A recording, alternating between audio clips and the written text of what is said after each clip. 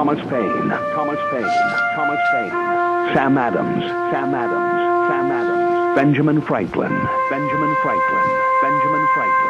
These men spoke up for what they thought was right. From their courage came such documents as the Declaration of Independence and the Constitution of the United States. From their willingness to speak what was sometimes unpopular but right, we enjoy such liberties as freedom of speech, the right to keep and bear arms, and freedom of religion. There are those who still wish to oppress our freedoms, and there are still patriots willing to stand up and defend life, liberty, and the pursuit of happiness. Men like Zeb Bell, who honor our founding fathers and what they stood for. It's now time for Zeb at the ranch, speaking up and defending your freedoms. Brought to you by Magic Valley Les Schwab Tire Centers and all of the other great advertisers on the program. And now, Zeb Bell. I just wanted to let you know I received my Fiscal Cliff Survival Pack from the White House yesterday. It contains a parachute, an Obama Hope and Change bumper sticker, a Bush's Fault yard sign, a Blame Boehner poster, a Tax the Rich banner, an application for unemployment, an application for food stamps, a prayer rug, and a letter of assignment of debt to my grandchildren. And if that was not enough, there was a discount coupon for a machine that blows smoke up my posterior. Everything was made in China, and all the directions were in Spanish. Keep an eye out. Yours should arrive soon. Here's Kate Smith and God Bless America, followed by a Patriot with our Pledge of Allegiance. Good morning on a Tuesday, October 22. The lovely Kate Smith, what a great singer she was. And God Bless America. Good morning, I'm Zeb Bell at Zeb at the Ranch with our major sponsor, your Magic Valley Les Schwab Tire Centers, all 7 great locations serving you. Great big tire sale going on right now. And don't forget, too, some of our great advertisers, including Lee's Furniture, Floors, and More at 459 Overland in Burley, and Western Waste Services, always at your disposal. Get on the route service, get rid of your garbage, call 734-6969. This program is being run by the very capable hands of the shy, retiring Gina Jameson. Shy? You must have me confused with somebody else. Well, you know, I was going to turn over a new leaf for you today, but in your case, I had to turn over the whole tree. Yeah, you got to, kind of like pull up the roots and like stick it upside down. Don't change. We love you the way you are. There was an old Perry Como song like that. I can't remember the words, but I can't either. It's before my time. I remember the color sweater he wore when he sung it, though. That's how old I am. Was it in black and white? Well, yeah, but you could... Thank you. You stole my thunder. Yes, I did. Good morning. Happy Tuesday to you. Oh, yes. By the way, do we have a pledger? We have Mr. Michael Rogers on for the pledge and for the weather. All right. Well, first of all, we'll have the pledge, and then Michael will segue right to our weather. Good morning, Michael. Go ahead, please. Good morning, everybody. I pledge allegiance to the flag of the United States of America and to the republic for which it stands, one nation, under God, indivisible, with liberty and justice for all. Pretty nice day today. It's 36 right now, Murtaugh. And you got the winds under the southeast at 4 miles an hour. I'm wasting time to tell you it's going to be sunny and it's going to remain this way all the way to Wednesday next week. And that's about it. Temperatures in the low 60s for the daytime high. If you are a photographer, you look for a good shot when the sun comes up between the Twin Towers, Mount Harris and Ketch Peak. Sunrise at 8 a.m. Get your camera out, get your tripod out. Get out there now. You're going to catch some beautiful fall colors and a beautiful burnt orange sky all at the same time. Enjoy the day. Enjoy the weather. It is the only weather you got. MichaelRogersWeather.com, and Michael is a fantastic photographer, by the way, ladies and gentlemen. Thank you very much, Michael. Appreciate it. Hey, big grand opening of Berry Rental and Equipment. You better believe it, Berry Equipment and Rental at 159 West Highway 30 in Burley tomorrow. Tomorrow's the big day, October 23rd from 11 to 6. They're going to throw the doors open and say, come on in, world. They're going to have Bobcat demonstrations and Coyote tractors and Walker mower obstacle course from 11 11 to 2, and Food by Duck Ugly. It's going to be fantastic. Nick's going to be on the phone with us a little bit later on this morning for the big grand opening tomorrow at Berry Equipment and Rental in Burley on Highway 30. Don't miss it. We'll have some more calls in just a minute. Give us a jingle. And don't forget, Daryl's Cleaners. Oh, my. Honestly, the best. I've been all over the world and have had to have my clothes cleaned and pressed and taken care of literally all over the world, Spain, you name it.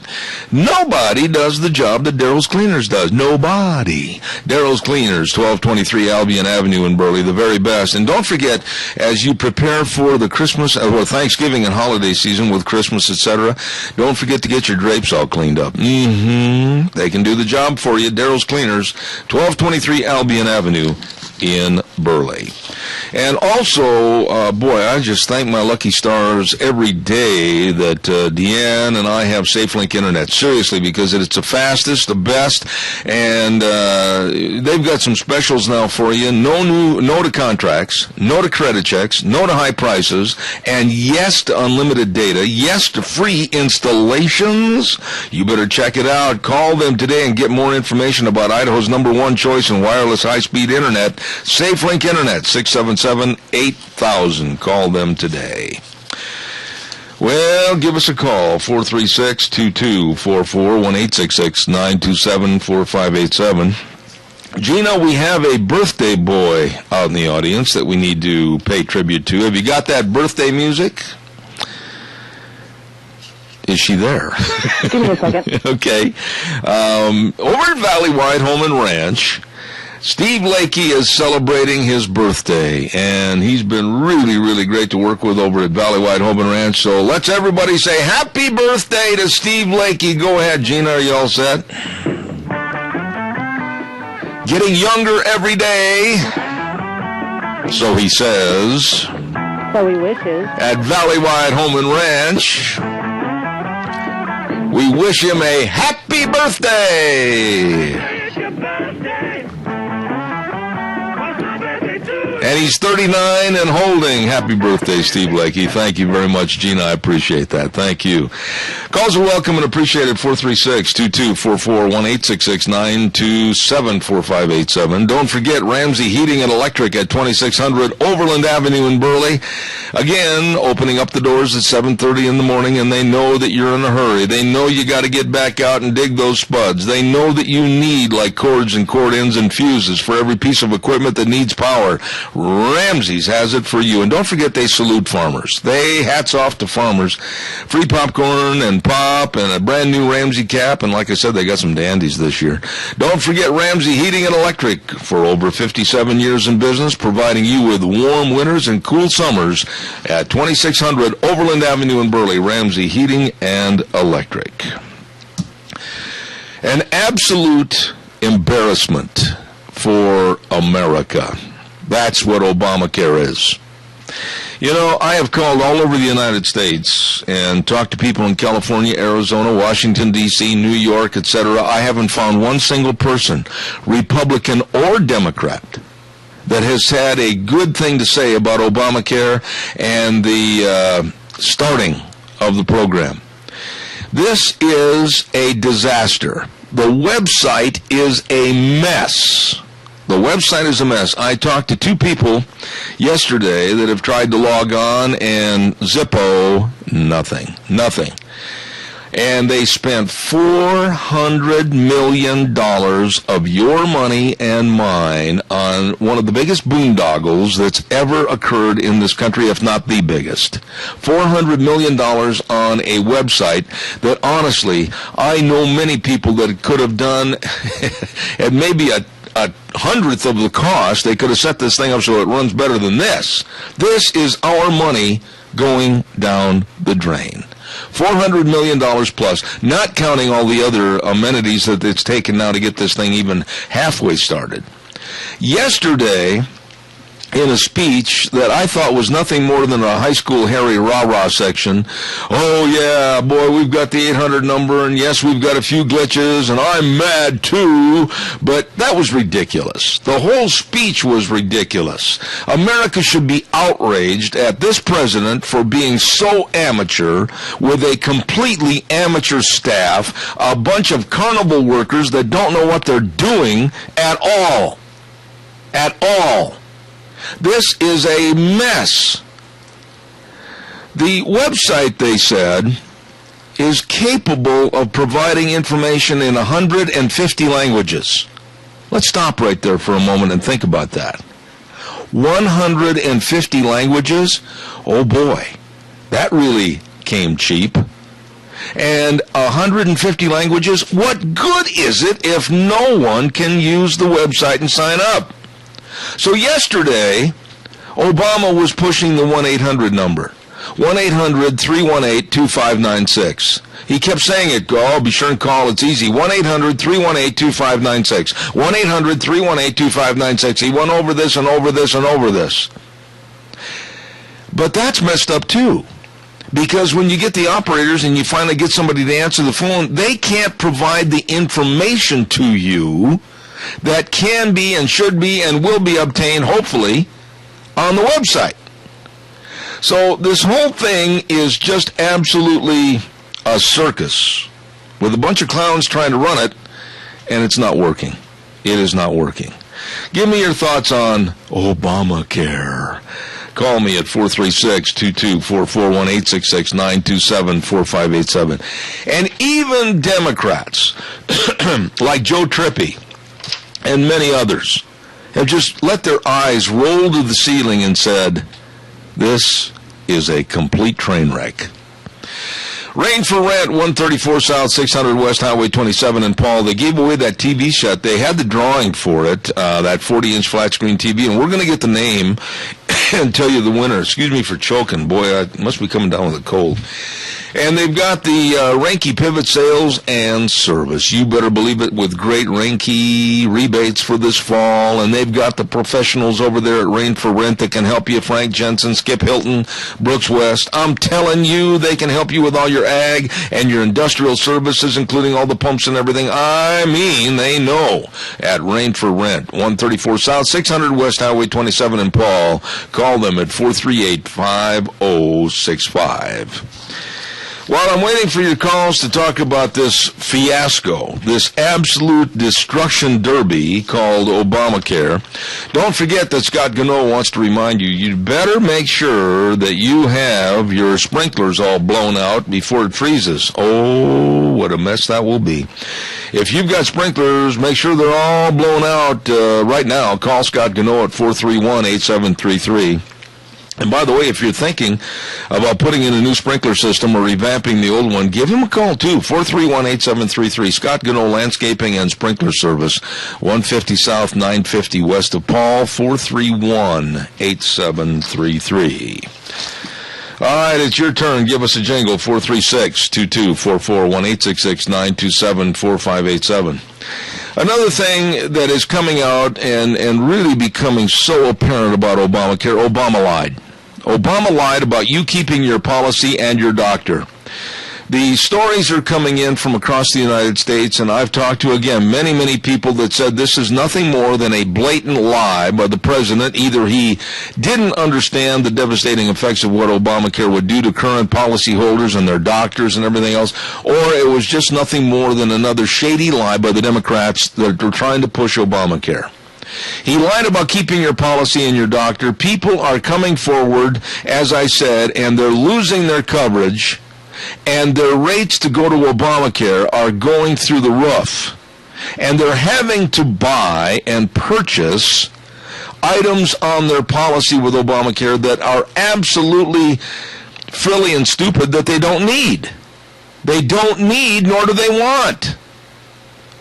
And this whole thing, I wish somebody would call, and somebody that's had a good response of getting Obamacare signed up for them, and tell me how wonderful and how time-saving it was and everything else. I just wish, but I don't think there's anybody out there. Of the people I've talked to back in Washington, D.C. with the various think tanks and New York City, other places, I can't find anybody, and I've sure been looking. And here's something else that I found yesterday, thanks to my lovely wife and Dave Bego back in Indianapolis, Indiana, that John McAfee, founder of McAfee Incorporated, was talking about the online components of Obamacare. And he did this on Fox Business Network's Cavuto last Wednesday, I believe. And he said that the setups for Obamacare are, quote unquote, they are a hacker's dream. Now, this whole thing could be set up so that people might go on a fake website, thinking it's Obamacare website, and people are making up fake websites to fool people into thinking they're signing up for Obamacare. Now, here's one of the quotes that John McAfee, founder of McAfee Incorporated, made. He said, "It's seriously bad. Somebody made a grave error, not in designing the program, but in simply implementing the web aspect of it. For example, anybody can put up a web page and claim to be a broker for this system. There is no central place where I can go and say it's okay, here are all the legitimate brokers, the examiners for all the states, and pick and choose one. And he said any hacker can put up a website and make it look extremely competitive, and because of the nature of the system, and this is healthcare after all, they can ask you the most intimate questions, and you're freely going to answer them because you think you're getting on Obamacare's program. They'll find out your Social Security number, your birth date, what are your health issues, everything, and then you're toast because they can steal your identity. And they are predicting that the loss of income for the millions of Americans who are going to lose their identities will be up into the millions.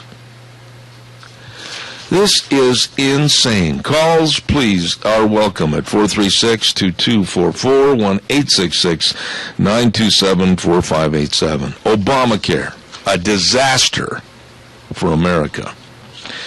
Valley-wide Home and Ranch, don't forget, 910 South Oneida and Rupert, number to call, 436-0141, and I told you Steve Lakey absolutely is having a birthday over there today, and they've got pine shavings for the horse trailers and the stalls, and all the wood pellets are coming in for the pellet stoves, and they got the Smart Lick tubs and all the cattle lick blocks. They've got it all for you, including dog and kitty cat food. You better believe it. Your wintertime pets need to have more food to get it through the cold days. Check it out at Valley-wide Home and Ranch, 910 South Oneida and Rupert. Wonderful people, and the toys, like I said, are coming in for Christmas too at Valley-wide Home and Ranch. Caller, I'll be right with you. Don't go away. I promise I'll be right there. I also want to remind everybody about Save-On Shells, 1827 Overland Avenue in Burley. How do I know so much about Save-On Shells? Well, I'll tell you. I bought one there. I am absolutely ecstatic that I bought a camper shell right there at Save-On Shells. Absolutely a great selection. They've got the new line of shells from ARE, many different models. They got great used selection of camper shells for your pick-em-up trucks. And don't forget the best in service. Save money and get the best. I did at Save-On Shells, 1827 Overland in Burley. Good morning, caller. You're on the air. Good morning, Zeb. You know, all these programs that they put through, this one here was mostly put through behind closed doors. Nobody had ever read it. Nobody knew what was in it. What do you expect? A disaster. You know, the Democrats have had failed programs ever since Obama's been in. They've had their solar deals, them murdering machines that are on the mountain, to murder our bald eagles and, you know, other birds and other things like that. Everything they do is almost a disaster. It just makes me upset. How much money have we given away on these solar plants and solar things? Well, it's ridiculous. And the American people are paying for it all, and you get nothing back but higher rates and poor quality service And garbage. Yeah, I can't argue with that at all. Garbage in, garbage out. Solyndra and many, many other solar panel plants, and the wind power is another thing that I'm just absolutely livid about. We were duped into this, and of all the groups of people in the United States that should have been against the wind turbines kind of being cancers on the landscapes are the environmentalists, and they never had the backbone to speak up against Obama. This whole thing, along with Obamacare, every single thing that this administration touches turns into negativity or a cost factor for the American public. And I honestly said this the other day, and I'll say it again, this administration will go down as the poorest run administration ever in the history of the United States. And I agree with every word you said there, young man. So all right. I'll get out of your way. I've destroyed enough of your program for a little while. All right, Jerry. And someday we'll come back again. All right, buddy. Thank you so much. Appreciate your call. Lord bless. All right. Keep on keeping on. Thank you, sir. Hey, the big drawing tomorrow. Don't forget, we're going to give away a set of car tires, thanks to Tires West, Les Schwab, and Burley. Oh my! For all your car tire needs, stop over there. And then also, along with the car tires, for our grand prize, we're going to have a $50 gift certificate to the Drift Inn, 545 F Street in Rupert, as our grand prize tomorrow for cow pies and coffee cups. Woo! Still got time to get your name in here. Hurry. Big drawing tomorrow at about 10:54 tomorrow morning on Zeb at the Ranch. Good morning, caller. You're on the air. Yes, good morning, Zeb. This fraudulent president we had is purposely building a nation of freeloaders. And all these so-called democratic strategists he's got floating around out there that are just, getting his behind. And they know where their paycheck is coming from, and they're going to back him to the hilt, even though they know this Obamacare is going to kill this country. Well, Tony, in some respects, I'd have to disagree with you somewhat, because there are Democrats and Democratic, let's say, what's the word I'm looking for? People that are consultants to this administration, like Joe Trippi and some others. They're backing up and saying this is the worst thing that ever happened. I saw Joe Trippi yesterday, and did I say tomorrow on the drawing just a minute ago? Thank you, Deanne. I meant to say Thursday morning. Thank you very much. I'm glad she corrected me on that. But they know this is a wreck. They know this is a train wreck and a disaster, and many, many more Democrats are coming forward and saying, man, this is going to be a debacle. Oh, it is. It's going to be a destruction of this country. Especially now, you get the young people that are that they're going to be forced into this thing to pay high premiums for all these freeloaders out there, and a lot of these young couples are only going to be able to get part-time jobs. Yeah. How are they going to afford it? Well, I don't know. I can't answer those questions because they're having to purchase things that are not necessary to their particular plan that they need. That's also happening to older folks. Some of the elderly are having to buy maternity coverage. I mean, come on, give me a break. This whole thing is such a joke, but it's not a funny joke. It's not a laughable joke. It's hurting America through the idiocy and incompetency of Barack Hussein Obama. Well, this administration is going to be known as the welfare administration, and that's their building. That's what's keeping the foundation of the Democratic Party strong. I think, and I hope, I'm going to make a prediction here this morning, Tony, and then I got to do a commercial break, but I think that before the election next fall in 2014, due to the fact that the Democrats absolutely created a sham for America through Obamacare, I think it's going to hurt them so bad they're going to lose House members and Senate seats. I honestly believe that. I don't think the American public is going to be that uneducated that they can't see who really caused all the problems. Well, you could be right. I hope so. Fingers crossed. God bless you, man. Thank you much. Okay. Bye. Don't forget Travel Lube Supply, 1050 West 203 south of Hayburn at Jim McCall's farm. You better believe it, Travel Lube Supply, 438-8730. All the grease guns and the grease gun supplies. All your antifreeze, all your window wash for the trucks and harvest, all the oil, all the tools, all the Bubba ropes. They got all the Bubba ropes right there at Travel Lube Supply. You won't get stuck with a Bubba rope. Check it out, 438-8730. Travel Lube Supply. Hey, it is time for the Capital Press Ag Minute, and it's brought to you by Pacific Steel and Recycling, 320 West Main in Burley. I'll be back with more about those good folks, but right now, the Ag Minute. Today's Ag Minute brought to you by the Capital Press, the West Ag Weekly. Onion production in Idaho and eastern Idaho could be below average again this year due to disease pressure and weather-related factors. But growers in the region that produce about 25% of the nation's fresh bulb onion supply say quality is good. After suffering through one of the hottest summers ever recorded in the Treasure Valley and disease pressure that increased because of the heat, onion growers had to wait longer than normal to harvest their crops because of a string of late-season rainstorms. Farmers in Idaho and eastern Oregon harvested 19,100 acres in 2012, down 1,400 from the year before. The lower yields caused production to fall to 14.2 million hundredweight, an 8% decline from 2011. With the Capital Press Ag Minute, this is Hannah Brous. For more agriculture news and information, turn to the West Ag Weekly, the Capital Press, and capitalpress.com. Hey, Adam Brower and the gang over at Pacific Steel and Recycling say, hey, they'll pay $175 cash to haul away and recycle your old car. Doesn't have to run, doesn't have to start. Hey, I'll tell you what, give them a call, 678-2321, 678-2321. And by the way, if you'd like to schedule your group of Cub Scouts, Boy Scouts, 4-H group to tour Pacific Steel and Recycling, just give them a call at 320 West Main in Burley. Some really, really nice folks.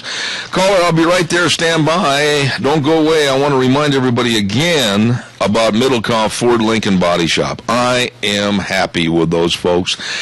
I had my pickup, had a devastating fire this summer, and we almost lost everything, trailer, horses, the whole 9 yards.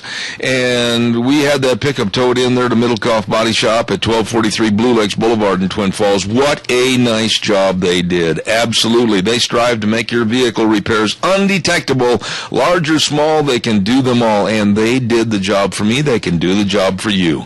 Have an accident, a fender bender, or just need something new, a new fan belt, whatever, call the guys at Middlecoff Body Shop at 736-2490 at 1243 Blue Lakes Boulevard in Twin Falls. Good morning, caller. You're on the air. Good morning, Zeb. Yes, sir. You know, Obamacare has hit my house now. Now that's when reality strikes, just when it hits you. I got a notice in the mail of a carrier for my Part B prescription, and I was paying $29.10 a month. Yes. For me, and the same for my wife. And now they say it's going to be $51.90. So basically, in round figures, almost a doubling of what you had spent before. That's right. Yeah. You know, this is nothing more than anticipation. But what are you going to do? If I try to go to a different company, I'm going to run the same thing. Yeah, and there might not be that other different company available in the not-too-distant future. And Deanne said something last night that I think is really, it's meritable. She said, you know, it almost looks like they want this to fail for the fact that they're trying to pursue a single-payer system, and then they've got us right where they want us. You know that as well as I do. That's true, but did you know in the state of California there's only 3 companies left that will sell you a health insurance policy? But I think Obama knew, he knew this. I mean, the Democrats knew this, that Obamacare was going to destroy companies. It was going to destroy the agent and purchaser camaraderie. It was going to destroy the actual insurance business of buying, purchasing, and creating a program that suits you and fits your situation. This is ridiculous, Keith. This whole thing is a sham. What I don't like about it, Deb, is the fact that these prices went up, this is only a prescription. Yeah. Unless those drugs go up, why, it doesn't affect you. But now we're going to have the Part B we got to face with yet. And it's with one of the major carriers in our area. Yeah. Well, listen. Pretty soon they're just going to put you out of business. They are going to put people out of business. It's going to get so cost prohibitive, I don't know how small businesses are going to survive. I'm not trying to sound negative. I'm just reiterating what you just said. I agree with you. I've got a whole bunch of calls stacked up, Keith. God bless you, man. Thank you. I appreciate it. Thank you. I agree with him. This whole thing just stinks. Obamacare stinks. That's the bumper sticker that we ought to put out because it's a factual thing. Obamacare stinks. And then, listening to John McAfee, founder of McAfee Incorporated, say that this whole thing is going to be hacked by hackers and people are going to get hurt because they think they're signing up on the Obamacare website and they're not. They could lose millions and millions of dollars. Good morning, caller. You're on the air. Good morning. And I know with your vast amount of knowledge that you're sitting on, that you can answer this question. You know something? You give me the most big left-handed compliments I've ever had in my life. Why? How many languages is this supposed to be in? 150. Well, let's just stop and think a minute. I can see why it's taking so long, because they've got to go and learn the language so they can put it in the writing, so they can bamboozle us with their knowledge. Who's going to use all those 150 languages? Helen, I'm going to tell you something right now, and somebody might wrinkle their nose at me, but I didn't know there were 150 languages. I didn't either, and I wonder if they've got it in Pig Latin. I don't know, but I will tell you this much. I think it should have been in one language, and that's absolutely English. And if they can't speak English, then that's their problem. Go hire their own interpreter. I'm sick of paying the bill for everybody else. But 150? That, it's stupid. It is. Completely unethically stupid. I agree, Helen, and I knew you wouldn't hold in. You'd let everybody know how you felt. Have a good day. God bless. Caller, good morning. You're on the air. Yes, on that note, all the traffic signs are in English. And I agree, everything should be in English. But aside from that, Zeb, I want to take exception with you a little bit. We talk about the Democrats versus the Republicans. The problem is we've got the progressives, and there's about half of the members in Congress that are progressives, and they'll go along with the Democrats. You take John McCain and Bonner and Lindsey Graham, and you go right down the line, and they're just as much for this health care, for the control, for the one-payer system, as any of the Democrats are. Yeah, now you're not taking me to task because I'm agreeing with you. So how can you take me to task when I'm on your side of the fence wearing your uniform?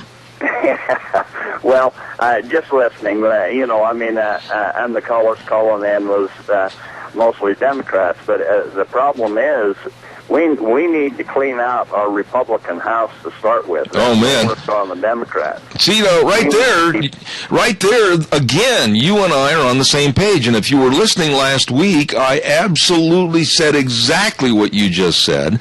I would love to see John McCain not have the key to his office. I would love to see Lindsey Graham thrown out on his ear. We need a complete purging of what we've got back there as far as I'm concerned. You and I are definitely on the same page. Well, and Zeb, I'll even go a little deeper. I think we need a change in our own Idaho representatives here.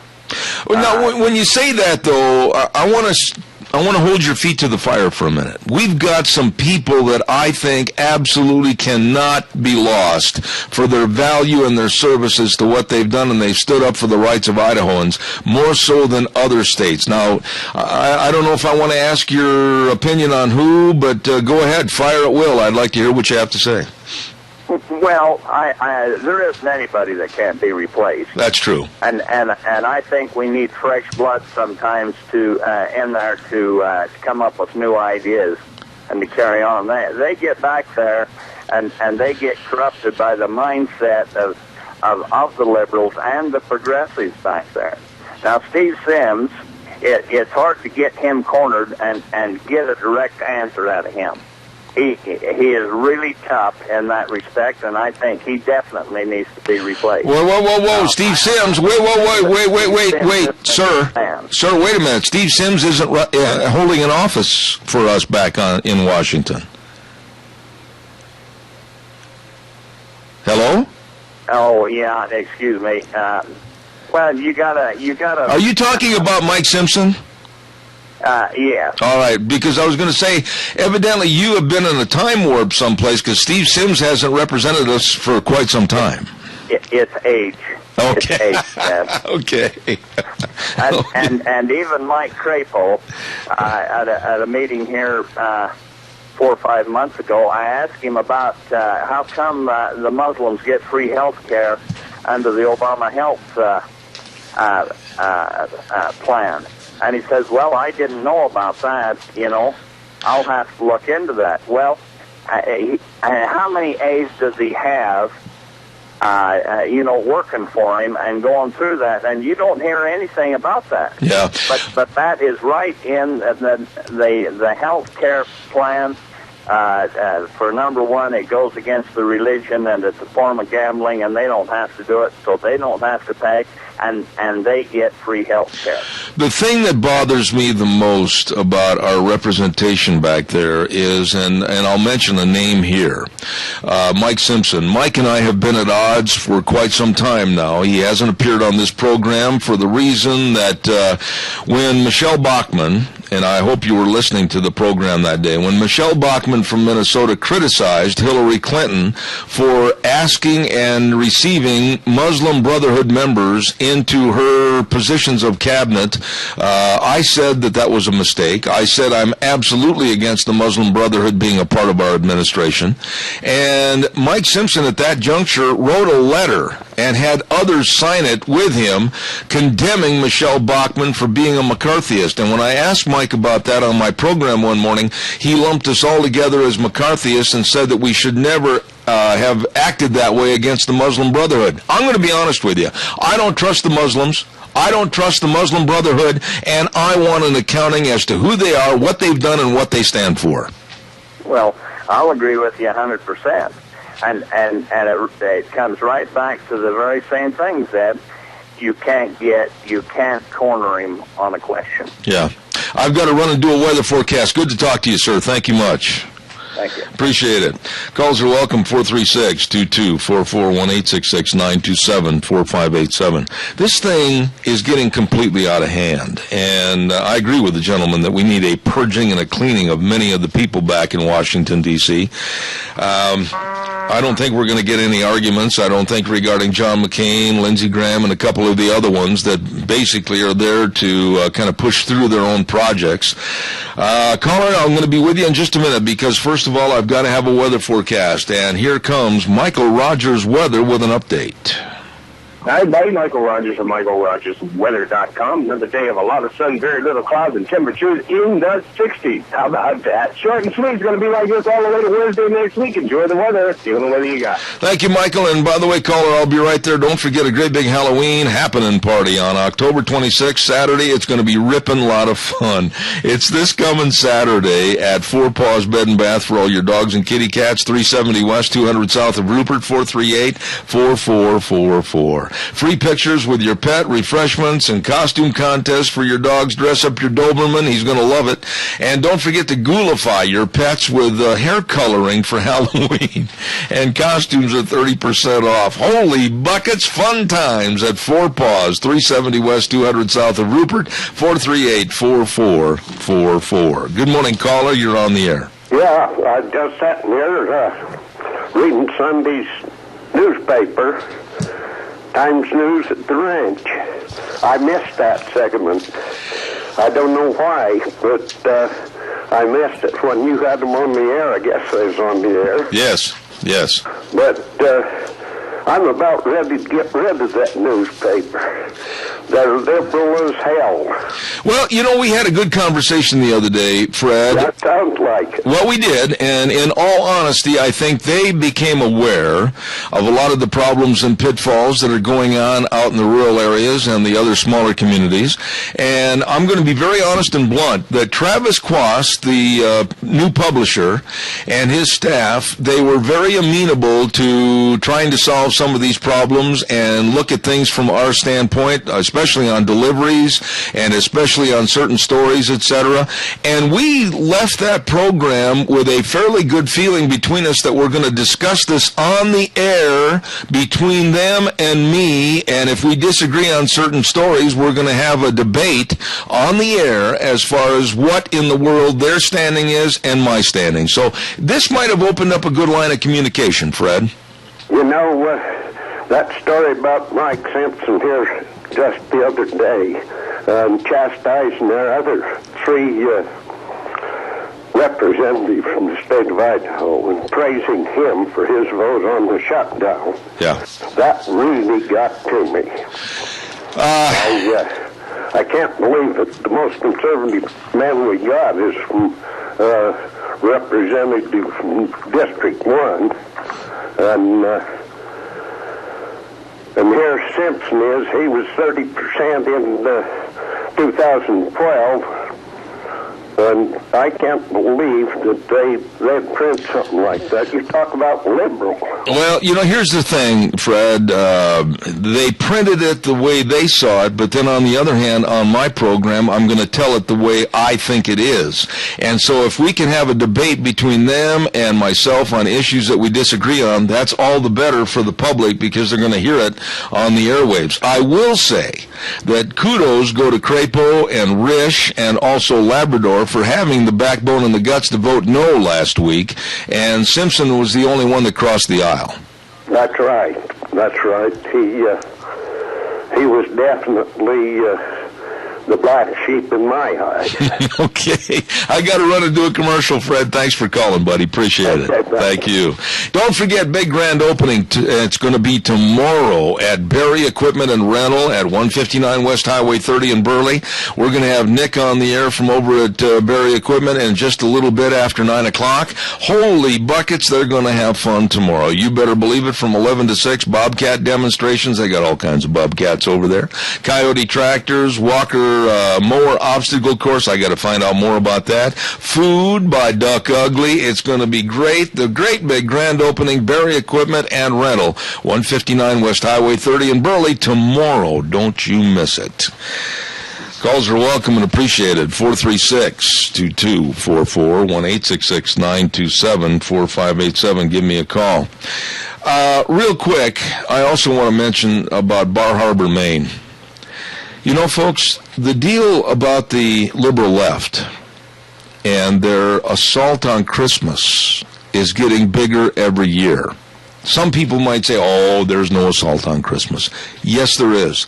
There's an assault on our value system, too. In Bar Harbor, Maine, I don't know if you saw this story, but I've got a complete printout of everything that happened back there. Basically, the city council in Bar Harbor, Maine, banned a lighting of a Christmas tree that has been a very special Christmas tree for our veterans, especially World War II veterans. And the administration of Bar Harbor, Maine, banned a Christmas tree. They said it looked tacky. Those are the words that were used, tacky. And I absolutely was livid when I heard this on the news. Our veterans that came back home from the Battle of the Bulge and many others had a nice service at that Christmas tree every year in Bar Harbor, Maine, because they were celebrating a Christmas together that they didn't celebrate when they were overseas fighting for our country and our freedoms. And for an administration of a city like Bar Harbor, Maine, to say that the Christmas tree and the lights and that celebration was tacky, damn them. And I mean that. Damn them. How dare they belittle our veterans, Christmas, and the honoring of what our flag and our Constitution stand for. How dare they? Good morning, caller. You're on the air. Damn them, agreed. 100%. Anything to do against our veterans and that, they ought to be hung. I can't imagine how you could stoop so low as to condemn a Christmas tree and a service and ceremony that was to honor military veterans, particularly those of World War II that served in the Battle of the Bulge, of which many, many, many never came back home. And for the town manager, Dana Reed, to describe the memorial tree as tacky, I got to be honest with you, Kilt Man. There's language I want to use about that city council and especially that city manager I can't use on the air. I agree. I'm with you 100% on that. Going back a little bit, we need to get with our state people right up here in our state house and stuff like that. These people have an out. If they'll look at their Constitution, there is an out in the Constitution that says anything that is illegal or anything that we don't like that the federal government is putting before us, we don't have to do. You know, the problem is, Kilt Man, a lot of people have never read the Constitution, and if they're looking on television right now, or I should say on the computer screen, and they're watching and listening on ZebBell.com, they know I've got a very worn out, very highlighted, very dog-eared copy of the Constitution in my hand right now that I use as a quick finger flip to get to any point of the Constitution I want. And we, the people, are still in control, but you will admit to me, Kilt Man, that we have relinquished that we, the people attitude, and we're letting ourselves be led by the nose by politicians that absolutely are leading us down the road to hell. Well, that's what I'm saying. I mean, there's where we need to come back to the grassroots, back here within the state, and get control here first. We've got to be able to dictate to the government, no, we don't have to do this. Under the Constitution, this does not work. We don't have to do it. We are not going to do it. I can't agree more. Some people in our state house, in our government right here within the state, does something about it. We're just going to keep getting led down the road with this ring in our noses until we can't do anything else.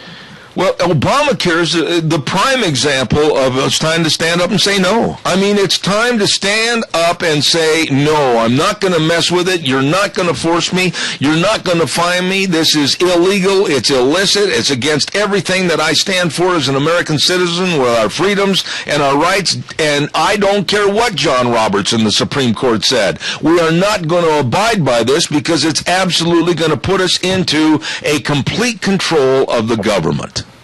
And that's the whole reason those things were put in there. I think it was Article 5 of the Constitution. I can't remember exactly what it says. I'm thinking it's Article 5. Mm-hmm. But it says that the state still has control over it. They still have the final say-so. We don't have to adhere to the Senate or to the Congress or to the President or anything like that on some of these things. If it's illegal, it's against the Constitution, we don't have to hold up to it. Well, Kilt Man, I'll tell you something. We need more people like you and others that listen to this program to stand up and say enough is enough, because it's going to come to that in the not-too-distant future. And let me give you a little tidbit that I think is going to come up and get really serious in the next 8 months. You might disagree with this, but I think we're going to see a major push for gun confiscation. Not gun control, but possibly gun confiscation. Well, that's exactly right. And I can't remember which state it is. It's either Kentucky or Virginia or something like that. Their legislature has already put out a law that states that any federal laws against gun ownership and stuff like that will not be adhered to and will not be enforced within the state at this point. They've got a law on the books saying they cannot do that. It's against their state constitution, and the federal government has no control and no say-so over them. I hope you and many others stand up like you have in the past. Thank you, Kilt Man. I got to run. Thank you very much. God bless. Don't forget, one of our sponsors of Cassia County School Days every Thursday at 10:12 on Zeb at the Ranch, Ambulatory Surgery Center, 1344 Highland Avenue in Burley. For over 14 years, the Ambulatory Surgery Center of Burley saved area families thousands of dollars and outstanding medical care. You better believe it. Absolutely the best. And they also have Dr. Ted Ray, board certified, that has come over to the Ambulatory Surgery Center and performed hundreds and hundreds of colonoscopies. Absolutely the best for you at Ambulatory Surgery Center, 1344 Highland Avenue in Burley. Number to call, 677-8888.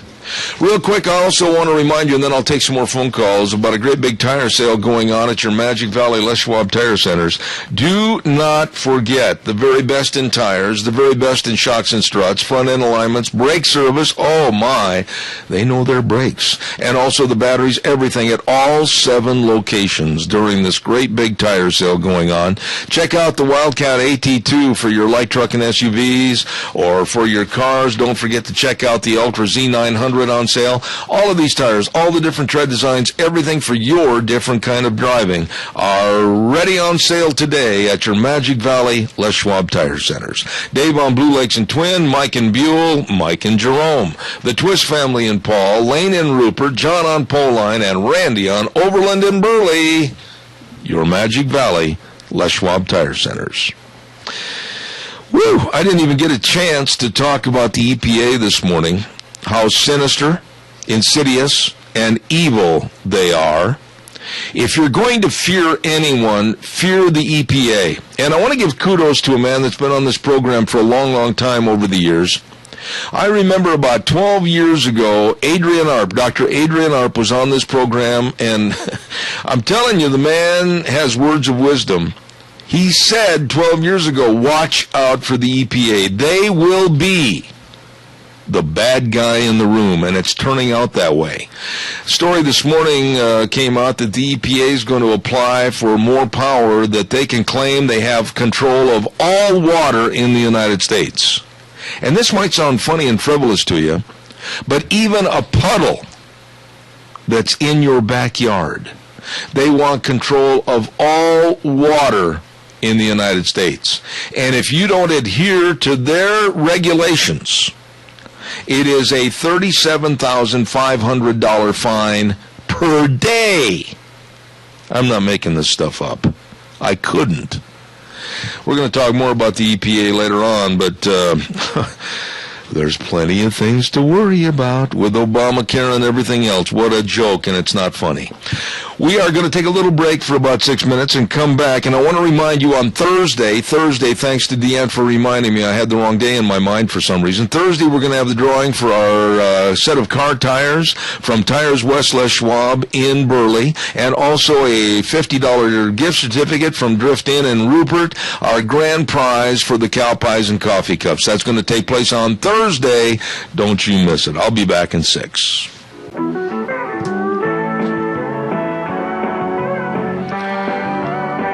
Rock and roll, Zeb at the Ranch. I'm Zeb Bell, along with our major sponsor, your Magic Valley Les Schwab Tire Centers, all 7 locations serving you, with a great big tire sale going on right now. And don't forget some of our great advertisers that include Lee's Furniture, Floors, and More at 459 Overland in Burley, and our friends at Western Waste Services. From the canyons of the Snake River and all across southern Idaho, we're always at your disposal. Western Waste Services, we care about our community, our resources, and this great land. Western Waste Services is lending a hand, always at your disposal.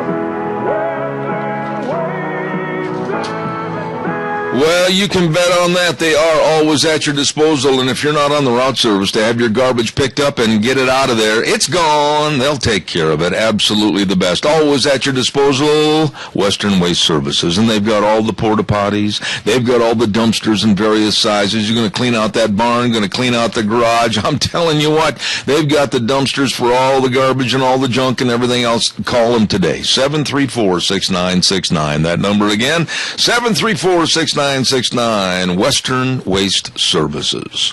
Before we go to our guest on the phone this morning, I also want to remind you about our friends over at Hanson Mortuary, 710 6th Street in Rupert, with our dear friend Joel Heward, owner and manager, and his staff. They are absolutely the best at what they do and how they treat you and your family through a very difficult time when there's the passing of a loved one. Always with the highest ethical standards, with unquestioned integrity. Please contact them today at 436-5636. That number again, 436-5636. Hanson Mortuary for information on pre-planning funerals to help alleviate a lot of the stress and the worry for our families. Once again, Hanson Mortuary in Rupert, serving you.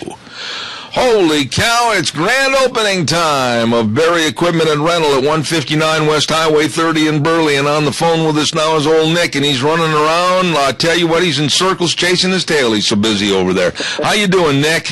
I'm doing good, Zeb. How are you? Well, not too bad. You guys over there at Berry Equipment and Rental have a brand new, beautiful location right on Highway 30. If people miss that location, they shouldn't be driving anyway. Holy smokes, that's a good location. A lot of people going to stop in tomorrow for the grand opening. What's going on over there? Well, what we're going to do is have a couple of things going on. As some of you guys probably know, we do have a large gravel pit out back that Klepfer used to own. So we're going to have demos down there with tractors, skid steers, excavators, and a couple of UTVs for people to do. We're also going to have a walker mower obstacle course set up. That's going to be from about 11 to 3 o'clock. And then all day, our neighbors here, Duck Uglies, are going to be supplying the food. So they'll be cooking burgers, hot dogs, and we'll have drinks. So rather than stand out there at a barbecue, they're just going to do it professionally for us. And we just invite anybody to come in and stop by. We're also doing 10% off any rental for the day if you mention this ad. Okay. You come in. So I'm writing things. Stuff going on. I'm writing things down, and I'll tell you what. Now, give us a little bit of a kind of an insight as to the walker mower obstacle course. What in the world is that going to be? So the walker mower is, we've got about 90% of commercial cutters in the area, and that's Magic Valley, so everywhere from Twin Falls over to here. They're running walker mowers. They turn on a dime, like a lot of the other mowers out there, but they're set up a little differently, so your feet are actually riding on the mow deck instead of the mow deck being under you. Mm-hmm. It's actually out front, and they call it out front mowing. So you can see where you're going really easily. We have our distributor, Coates Landscape Supply, up in Rexburg, bringing down the course. So they set up a bunch of blocks, and we have time trials and stuff like that where you try to run a mower through there without hitting a block or without knocking anything over. And then we've got some giveaways for that, some jackets and T-shirts and hats, glasses, stuff like that, for people who do well at it. So, in other words, this whole grand opening tomorrow over at Berry Equipment and Rental, it's not going to be one of those deals where you go and you stand around and you keep your little pinky off the glass and you want to act suave and debonair. This is one of those deals where you can have some fun. That's right, yeah, and that's what we're trying to do here. I mean, we have this great location now instead of the old place, so people know where we are. And we want people to check us out. You don't need to rent anything. You don't need to. If you don't want to do anything, that's fine. Just come in and have a burger and a drink. Okay. But if you want to, you can spend a couple hours here if you'd like. If you've got nothing else to do, come drive a tractor, take a mower out, all that kind of stuff. Now, I've seen and heard a lot about these Coyote tractors. Tell us a little bit about those. What makes them so special? Well, the cool thing about the Coyote tractors is they've been making tractors for from about the 50s. Coyote builds every single piece on that tractor themselves. So a lot of other competitors out there, they will hire someone out to build the dash panel or to build the glass in the cab and that kind of stuff. Well, Coyote actually builds it all themselves. It's assembled here in North Carolina, and then they ship them out. They have about a couple 1,000-pound weight advantage on a lot of other tractors out there. So if you're in a lot of slick manure or just mud, these get the traction that leaves a lot of other tractors spinning their tires. We've actually been selling Bobcat tractors for 5 years, and they were Coyote built. But Bobcat kind of backed out of the tractor game. They decided to focus on skid steers and excavators. And so we just took on the Coyote line since we'd been selling them already. They were just white instead of orange. Oh, man. They're a really good product. We've had a lot of luck with the Bobcat tractor, which, like I said, is a Coyote tractor. So we're pretty excited. We've got a lot of new Coyote product out here, too, that just came out. All right, well, now, I tell you, then also you're going to have the demonstrations with the Bobcat, and boy, I tell you what, are they hard to learn how to drive? No, they're real easy, and I'm going to have 3 people here to show anyone who'd like to, even if you've never even picked up a shovel. In about 10 minutes, you're going to know how to run a Bobcat. They're a piece of cake. They do a great job. Easy to use, they're quick, and they're strong. Okay, now, Nick, tell us again, and we're going to kind of lay this out for everybody. It's a great big grand opening of Berry Equipment and Rental at 159 West Highway 30 in Burley. That's easy to find. It's right there on Highway 30, and it's going to be tomorrow. And what time are you going to kick things off? We're going to start at 11, and just so a lot of people know that this location is the old Budget Auto Sales building. So that might ring some bells for people. All right. It's going to start at 11. We're going to have food, drinks, and prizes for the obstacle course, and then the pit out back where you can dig a hole or move some dirt.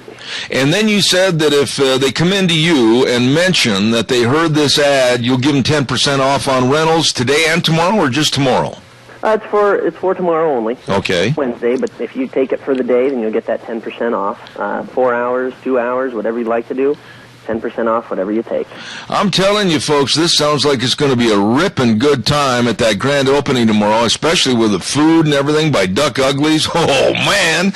And Nick's going to be out there, and they're going to have that Walker Mower obstacle course. Can you do that pretty good yourself, or are you one of the novices? What's your standing on that? I'm pretty good at it. Not to toot my own horn, but up at our meeting about a year ago, it was between me and one other guy. He did edge me out. But we were way ahead of everyone else. I feel pretty good about it. All right. Give myself a hat, you know? To me, that sounds like a challenge for the rest of Magic Valley to get in and take you on, Buckwheat. They're going to come after you. There you go. Bring it on. I'd love to see everyone there. Nick, I tell you what, we appreciate you taking the time to come on the air. You did a great job. Berry Equipment and Rental, grand opening tomorrow. We're going to send everybody over. Thanks so much. Well, thank you. I appreciate it, Zeb. You bet. Take care. You too. Oh, good folks over there. And by the way, don't forget, 10% off on rentals tomorrow. If you go in and mention, hey, I heard you on Zeb Bell's program, and they'll give you 10% off. That adds up to a lot of money. So you better stop in. Berry Equipment and Rental grand opening tomorrow. Easy to find right there on Highway 30. Nice people. Holy cow. Let's see what else have I got to do here real quick. I've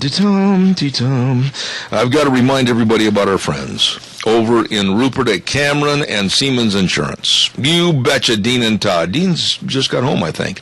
And they're dedicated and responsive to all of your needs. And if you're thinking about life insurance, health insurance, retirement planning, employee benefits, talk to the people that really know, and talk to the people that really care about you and your family and your business situation, and that's Cameron and Siemens Insurance. Highway 24 in Rupert. Number to remember, 436-4424. That number again, 436-4424. You give them a call and stop in and see them today.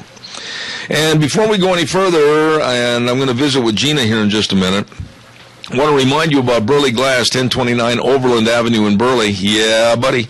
Working hard to provide great service to all the communities in Magic Valley. And Gentle Ben and the crew, when they put windows in, they do a phenomenal job. I know that firsthand because the day they were going to put the windows in my office, I had a bunch of stuff that had to go out of my office that morning, and I literally sat at my desk while they took the windows out and put the new ones in. Oh, my goodness, they're efficient. They've got the atrium windows that can increase the energy efficiency of your home 2 to 3 times. So check it out today. Burley Glass, 1029 Overland in Burley, 678-1459. Gina, how are you this morning? I'm doing well. And you know, when you were talking about that lawnmower obstacle course, you know who I was thinking about? I haven't a clue. I don't know either. I would love... I can't be there. I've got to go to Salt Lake tomorrow, as you know. Yeah, there's the lawnmower. I guarantee you one thing. What I'm going to do is I'm going to call Nick after the program. I'm going to say, Nick, I'll be back Thursday. I'm going to run over and take you on. I'm going to challenge you on your own obstacle course if you'll do it on Thursday for me instead of Wednesday. Just make sure that there's no ditches in the way. Or canals. Or cinder blocks. Oh, yeah, I forgot about them. Or pumpkins. Mm-hmm. Yeah. Or fences.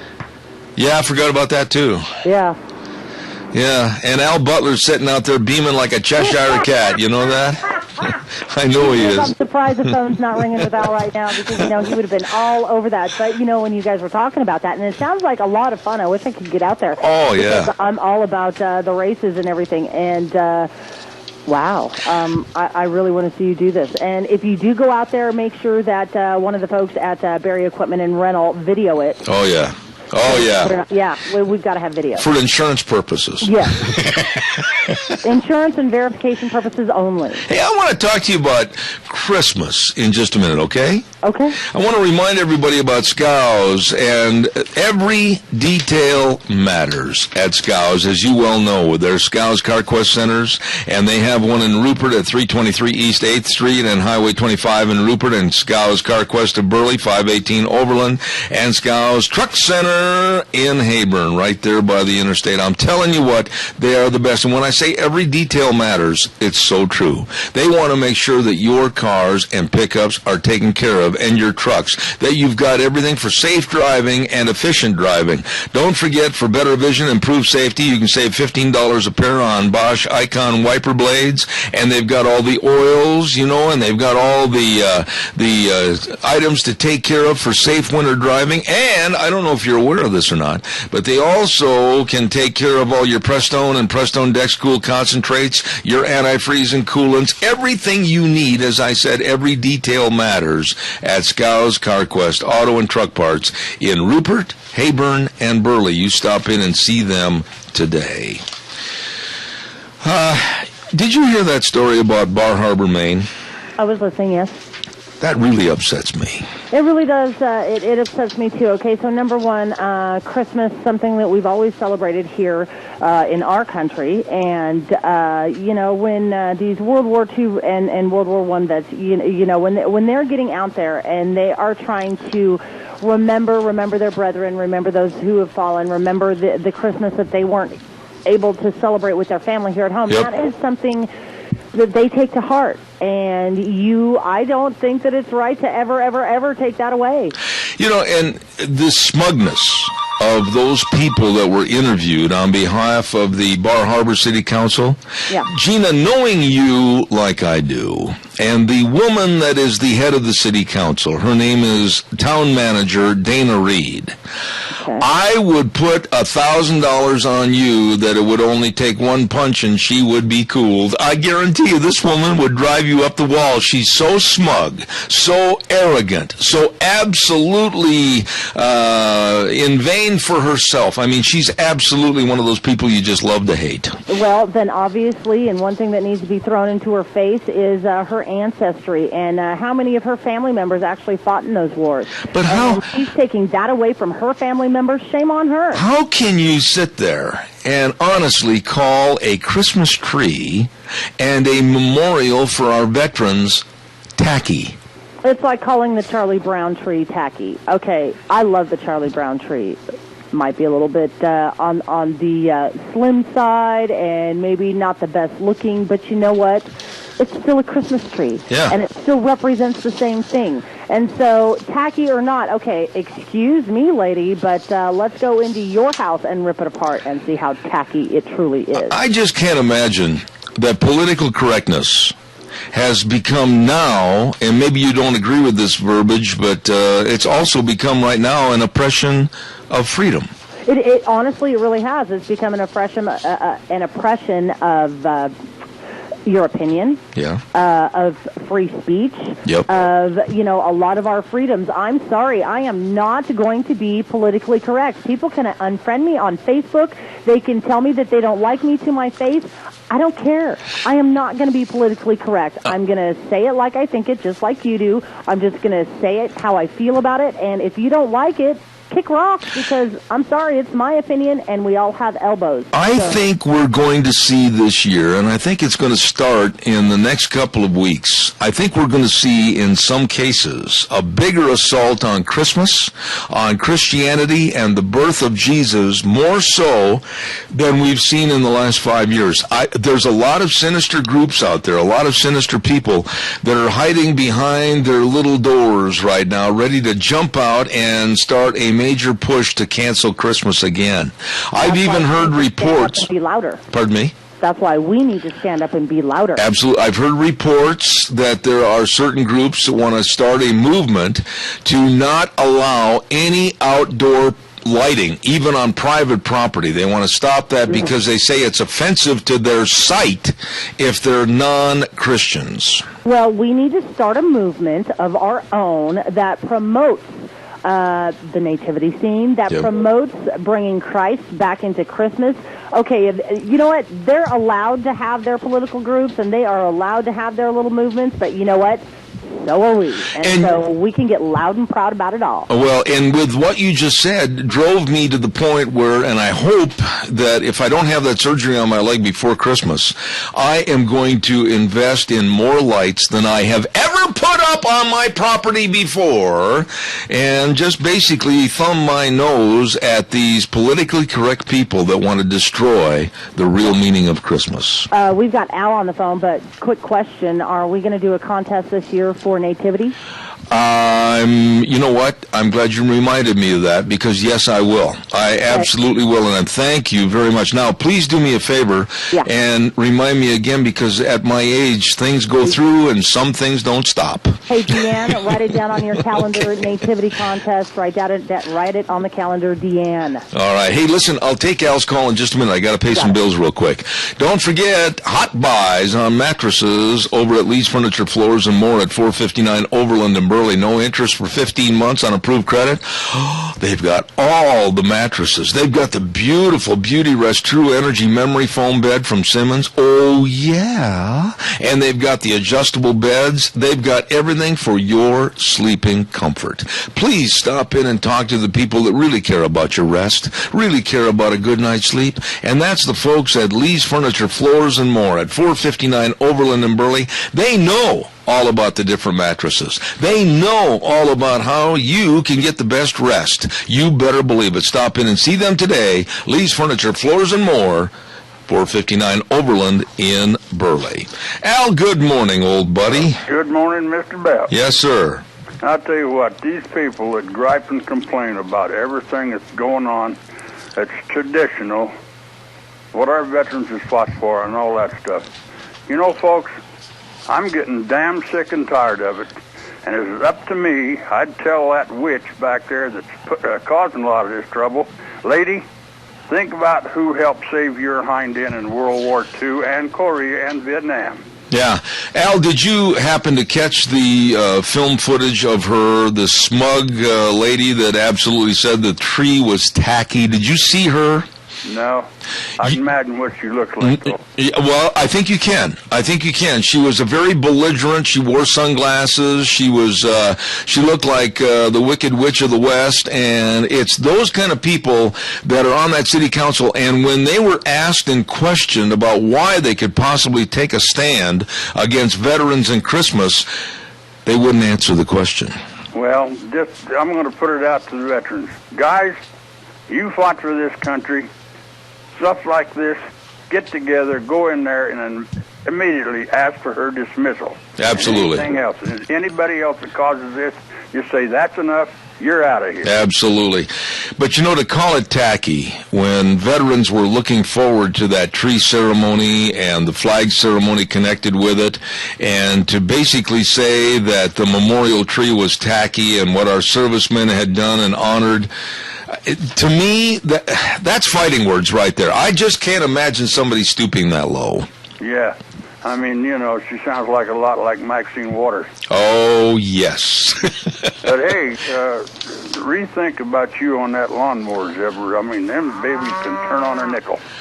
Would you leave me alone? I mean, why is it that you think I absolutely, every time I get on a lawnmower, I'm going to destroy something? Why? Why do you say that? Because it's true. Goodbye, Al. Goodbye. Okay. Caller, I'll be with you in a minute. Great big grand opening of Berry Equipment and Rental. You get over there and tell them Zeb sent you, and tomorrow they'll give you 10% off on rentals if you mention you heard this ad. Save you money. Tell them Zeb sent you. It's going to be tomorrow from 11 to 6, as a matter of fact, and it's the grand opening for Berry Equipment and Rental at 159 West Highway 30 in Burley, and they're going to have Bobcat demonstrations, Coyote tractors, Walker Mower obstacle course. Yeah, buddy. Food by Duck Ugly. It's going to be great tomorrow at Berry Equipment and Rental. Good morning, caller. You're on the air. Good morning, Zeb. It really bothers me when people talk about how Christmas is offensive to them, but yet the things that offend us, it's freedom of speech, the freedom of religion.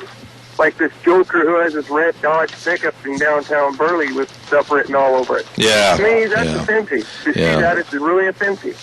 A lot of those people are my friends, but it's freedom of speech. So when I put Merry Christmas and put God bless you or whatnot, whatever I want, and it's offensive to them, it's freedom of speech. But it doesn't seem to work that way. It really, really, really bothers me. No, and as well as should. And quite frankly, I feel that these veterans, and I don't care if it's Bar Harbor, Maine, or if it's Sacramento, California, or if it's Murtaugh, Idaho, doesn't make any difference, because little by little we have these liberals that absolutely want to destroy and take apart some of the great things that America stands for. And I think the people in Bar Harbor should stand up, and when it comes time for another vote for their city council, throw the bums out.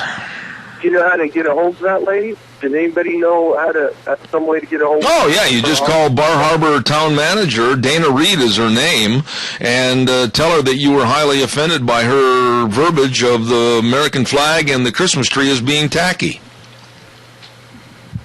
It's easy. Believe me, I'm going to find out. All right. Listen, buddy, appreciate your call. Thank you much. God bless. Have a good day. Don't forget Let's Ride, where the fun is sold. Highway 24 between Rupert and Burley. Oh, yeah, get your motor running. Boom, boom, boom. They got all the brand new snow machines, and they've got all the 2014 ATVs coming in. And I want to remind you, too, if you used your watercraft a lot this summer, don't forget to get it winterized. Oh, man, that thing freezes up. You got problems. Take care of it. Get it winterized. They've got a great parts and service department right over there at Let's Ride. Highway 24 between Rupert and Burley. Where the fun is sold. Let's Ride. You stop in and see them today. We're going to do something a little different right now. I'm going to, before I get Christine Harbin, I noticed that she's added a name onto her name, Christine Harbin Hansen. Before I get her on the air for this next segment, I'm going to do the weather forecast a little bit early, if you don't mind, Gina. And what we're going to do right now is give you a weather update brought to you by Lennox Home Comfort Systems, gas furnaces, air conditioners, and heat pumps. And all of this from our friends at Ramsey Heating and Electric at 2600 Overland Avenue in Burley, 678-0459. Here now, Michael Rogers Weather. Hi, buddy. Michael Rogers of MichaelRogersWeather.com. Another day of a lot of sun, very little clouds, and temperatures in the 60s. How about that? Short and sweet. It's going to be like this all the way to Wednesday next week. Enjoy the weather. See what weather you got. There you go. MichaelRogersWeather.com, brought to you by Lennox Home Comfort Systems, gas furnaces, air conditioners, and heat pumps at Ramsey Heating and Electric, 2600 Overland Avenue in Burley, 678-0459. Really nice people. Well, lo and behold, on the telephone with us this morning is a lovely lady, and we have Christine Harbin Hansen, Americans for Prosperity's Federal Affairs Manager. Good morning, Christine. Good morning, Zeb. Great to be with you again. Now, wait a minute. I noticed it says Christine Harbin Hansen. Has there been a change since I visited with you last? Yes, actually, I just got married, so I have a new last name. Oh, my goodness sakes, a newlywed on the program this morning, and you've just finished opening up all your gifts and stowing them away, 973 toasters, right? Yes, I'm returning them back tomorrow. Hey, tell me, we're going to talk about the budget, aren't we, this morning, or the lack of?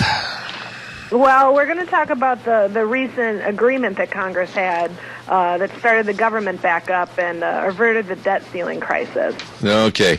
Yeah, I'm going to tell you right straight. I thought that was the biggest sham, the biggest farce, the biggest joke, and the biggest hoax that I'd ever heard of. There were things in that overnight, over a couple of hours work that were hidden in there to give benefit to certain senators and congressmen around the country on both sides of the aisle, and I'm offended by that. Do you agree? Well, I agree that that's a problem that happens when you have these 11th hour agreements. You know, we have regular budget order that we're supposed to have pass these budget bills in, on C-SPAN. We're supposed to be able to track what's going in there, but unfortunately, as we saw last week, and what we saw at the fiscal cliff deal at the start of the year. Unfortunately, when these deals get made behind closed doors, there's a number of provisions that are not so great for supporters of the limited government. Why don't you delve into this a little bit and tell us some of the things that the American public may not be aware of that were in that last-minute budget agreement?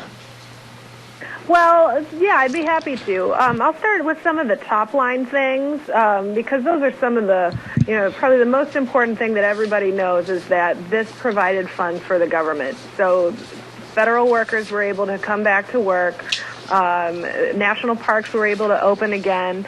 And of course, that's going to be short-lived because this provided funds through January 15th. Mm-hmm. Another component that was in this was suspending the debt ceiling through February 7th. So, we were talking about the possibility of hitting the debt ceiling and all the damage that it would do to economic markets. Well, we're going to be in that position again later on, right after the start of the year. Christine, let me ask you. You're right, Zeb. There is also hidden in the bill are some other, I know Mitch McConnell had I believe it was a bridge project buried in the bill. Right. It was a certain sense of an earmark, and we had that. We had a gratuity for I believe it was Lattenberg's surviving spouse. Yeah. He was the congressman from New Jersey who recently passed away. Right. She received a gratuity for his passing away. There are a number of little things like that buried in the bill. Yeah, but I want to talk about that for a minute. I can understand having a gratuity, if you will, to basically be kind of a life insurance policy paid to the widow. But in this case, the man was worth $57 million. Yeah, I know exactly where you're going, and I share some of that sentiment. I think that if we think of it as a life insurance policy, it's a little more appropriate, perhaps. But looking at the overall spending levels in this debt ceiling bill, Americans for Prosperity is very concerned about the fact that it provides funds for the government that's nearly $20 billion higher than it should be in current law. Sure, we could criticize the fact that maybe we shouldn't be paying this gratuity to Lautenberg's widow, but this kind of spending is a very small in the grand sense. That's why we need to recommend bigger spending cuts. Okay, let's talk about this for a minute, Christine. Is there any time in the future that we, the people of the United States, can slam our fists down on the desk and say, wait a minute, enough.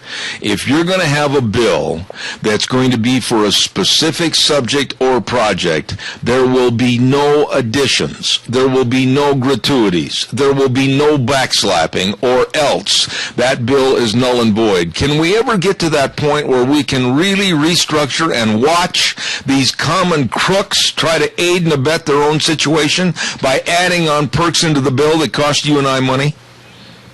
You're right. I think there's an opportunity right now for that, Zeb.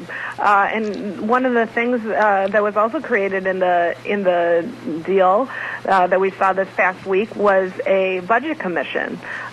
We have a small group of senators who are going to go to conference on the different budget resolutions that came out of the House and the and the Senate, and we already know who those people are, and they're going to be meeting as early as late this week or next week, and they're going to come up with a report to Congress in mid-December. So this provides us an opportunity to do exactly what you were talking about, calling up those members of Congress and telling them that you support spending reductions, you support common sense policymaking coming out of Washington, and you oppose these earmarks that continue to find their way into these budget deals time and time again.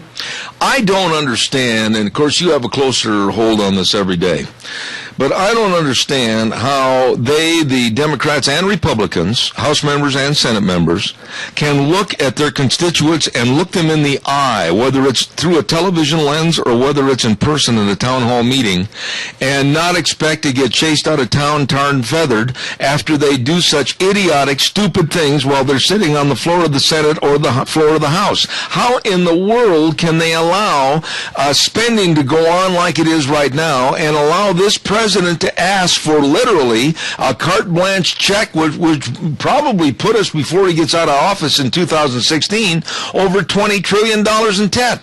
How can they do this? I agree. I think a big part of it is a problem with incentives, because, we have, 535 members of Congress out there who all want to make sure that their home district is happy, right? And so they have a strong incentive to be able to put, to get these kinds of earmarks and projects to go back in their districts and make the people who actually vote for them happy about, the fact that they can bring home some spending in Washington. But the problem is when you have every single member of Congress doing this, putting these earmarks in there, that adds up to a lot of money. That's a lot of projects. That's part of the reason why we have a spending problem here in Washington. Have we lost our minds? Have we lost our minds, Christine? You're closer to these people than I am. You're right there with them. You rub elbows with them. Are these people nuts? Have they no value of a dollar bill anymore? Well, I think you're right, Zeb, that they are out of touch for a little, and that's true of our members of Congress, but it's also true of many people who have the ear of members of Congress as well. There is certainly a bubble here in Washington, and part of that is part of that relates to spending at the state level. So that's why it's so important that grassroots folks who are out, making a living and, let their members of Congress know that they oppose this kind of reckless spending that we have seen for the last few years coming out of Washington. Well, now we're going to be looking, you said it very succinctly a minute ago, we're going to be looking at the same crisis in January of 2014. We're going to be looking at this same head up against the wall, banging your head against the wall, trying to figure out where the money's going to come from. We're going to be looking at the same situation of maybe closing down the parks and everything else as a hardship to America. What can we do as a general public to warn these knotheads? Once was enough. Don't let it happen again or else. Well, unfortunately, this time around, I think it's unavoidable. We are going to be in the same position probably in December or January, depending on how soon Congress gets to work on coming up with a next deal. Unfortunately, I think we're going to see the same kind of battle, same kind of brinksmanship over providing funds for the government. Well, one thing that you can do leading up to this is tell Congress that you're sick of these tiny stopgap measures, and it's time to actually do some responsible budgeting and provide funds for an entire year. When members of Congress are going to be home in their districts over the holiday season, show up at their town hall events and tell them. Send them a tweet. Send them an email. We make it really easy here at Americans for Prosperity to do that. Just go to prosperityactions.com, and it makes it really easy to send a note to Washington and tell them that you're fed up about the overall spending levels. The person that I hold responsible for this whole thing, and the person I dislike the most, and I don't have any respect or reverence for him whatsoever, is Obama himself. You tell me, my dear, on behalf of Americans for Prosperity, have you ever seen a Barack Obama budget cross your desk? Well, the president did come out with the budget resolution early this year, but it was 3 weeks too late. In time, for I think the past 5 years in a row, he's missed the budget deadline, which demonstrates that he does not take federal budgeting seriously. That leaves it up to the House of Representatives and the Senate to come up with the budget resolution. This year was the first year in a long time for the Senate to come up with a budget as well. And this makes it really difficult. We're supposed to have this process called regular order in federal budgeting, and that is supposed to take place over the entire course of the summer. Congress is supposed to pass what is known as appropriations bills, which are spending bills that authorize spending for the federal government. But you know what? That didn't happen this year. That process is broken down, and that means that we have to resort to these little crises. It means that we have to resort to these little stopgap measures, and it means that taxpayers have very little safeguards, and we have very little oversight on how Washington lawmakers are spending our money. Christine, what do you think? Honestly, shoot from the hip here. Do you think this next mess that could be looming at us in January is going to be as bad or worse as this past one? Or have these guys got the message they better clean up or out of Dodge City they go? Well, reading the tea leaves, I think people are fed up with this. I think hardworking Americans are starting to wise up about some of these, these false crises that people in Washington are putting themselves into. You know, if Congress wanted to avert the crises that we're having with the continuing resolution and the debt ceiling, they could have planned for it, and they could have engaged in regular budget order, and we wouldn't be in this mess. Mm-hmm. I've also come across a lot of the polling data that says that a higher number of people than ever would support throwing everyone out, throw all the bums out, and start from scratch with the new Congress. So I think people are starting to wake up to it, and I'm hopeful. I'm an eternal optimist, Zeb, and I'm hopeful that this will improve in the future. Hopefully, through the hard work of groups at the grassroots level from AFP activists, we'll be able to put enough pressure on them to actually get their job done. Well, let me ask you this, and this is maybe not fair to spring this on you this morning without advance notice, but I was reading a story about John McAfee, and he's the founder of McAfee Incorporated, and he's quite a computer programmer and understands computers and hacking and everything probably better than most. And he said that the way Obamacare is set up on the website, we could be seeing literally millions of Americans that are going to lose their identities and a lot of money because of the absolute asinine way that Obamacare has been set up. What do you know about this? Well, I don't know about the privacy concerns, and privacy also is not an issue that we work on here at Americans for Prosperity. But one thing I do know is that there is no shortage of problems with the websites. It's really it's a paradox, really, because the Obama administration is supposed to be good with websites. You saw like during his presidential campaign, his campaign was skilled in signing people up and mobilizing them and having websites that actually work right. But looking over the past week, ever since the enrollment for the Obamacare exchanges has started up, it has been a complete fiasco. And you see people from the left, some of President Obama's supporters, calling for delaying the insurance mandate for next year because people can't sign up. It's really alarming if you think about it, because if a person doesn't have coverage beginning January 1, they're going to face a $95 fine. But you feel really bad for that person who has been logging into the website and just can't enroll for insurance because the website has too many glitches. It's really been a botched rollout. You know, I want to go back before we wrap things up here this morning. I want to talk to you a little bit about Obama and the debt ceiling. And his choice of words a couple of weeks ago, they really offended me because he was acting like he was some supreme ruler and like he was scolding the American public because they didn't understand. He was talking about the raising of the debt ceiling and saying that that would not incur more debt. And I sat there and I thought, wait a minute. How dumb do you think the American public is? If you think for 5 seconds that raising the debt ceiling is not going to incur more spending, we must be dumber than a box of rocks. Your comments on that?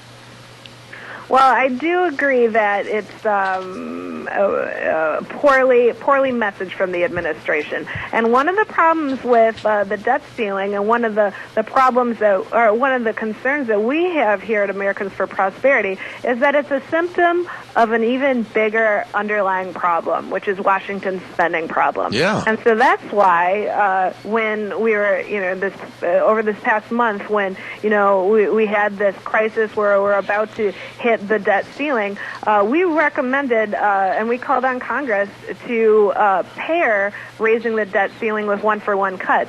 That way you get at the heart of the problem. That way you're able to slim down government and get us on a path to balance that we don't spend too much. Absolutely. A newlywed, Christine Harbin Hansen. By the way, what does your husband do? Is he involved in politics back there? He is. He works in higher education policy. Oh, Christine Harbin Hansen, newlywed with Americans for Prosperity, Federal Affairs Manager. Congratulations, and have a very happy life with your husband, okay? Thank you so much, Zeb. I will. I really appreciate you coming on. Thanks much. God bless. Nice lady right there with Americans for Prosperity. Wow, I mean, look at the money that's being wasted. Look at the money that's being spent. Look at the absolute idiocy that's going on with Obama. He never presented a budget in 5 years. Oh boy, that's efficiency. Oh boy, that's a great administration that we're paying through the nose for.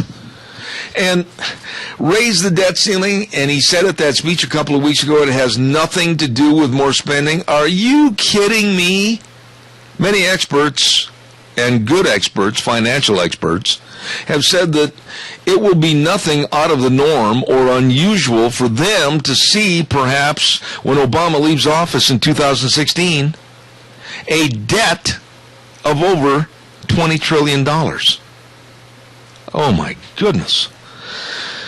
Calls are welcome, 436-2244, 1-866-927-4587. Caller, I am going to ask you to have patience. I'll be right with you, I promise. I want to remind everybody about our friends at a very, very nice location of A Child's World.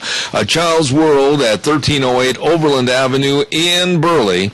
And they are one of our main sponsors of course, School Days in Cassia County. They've got everything going on over there right now, as a matter of fact. It's their annual Christmas sale in October. It goes on all this week, 25% off all toys, books, puzzles, and games, and that's all this week at A Child's World. And don't forget, they've got all the great baby registries for all the clothing and all the fun things for your baby, and free gift wrapping. It's a lot of fun for the whole family at A Child's World, 1308 Overland Avenue in Burley, one of our proud sponsors of School Days in Cassia County on Thursdays. Good morning, caller. You're on the air. Yes, good morning, Zeb. Right now, China has about $1.5 trillion wrapped up in treasuries and all that. China is so upset at Obama about the way he's running this economy.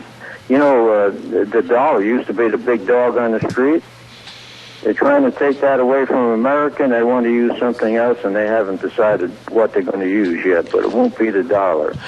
You know, Tony, I just don't understand how they can be so arrogant, how they can be so aloof, and how they can be so out of touch with reality from the president right on down to think that they can just keep spending and spending their way into our oblivion, and someday, Tony, it's going to come up like a big dog and bite them in the butt.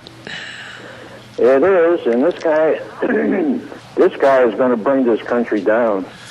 I mean, he's like a cancer on America. That's all I can say about it. No, I think that's a good analogy because I think he's like an amoebic cell or a cancerous cell, if you will, that's growing and growing and growing and festering. And when he said in that speech a couple of weeks ago that by raising the debt ceiling, it's not going to incur any more spending, I looked at my wife and I said, what?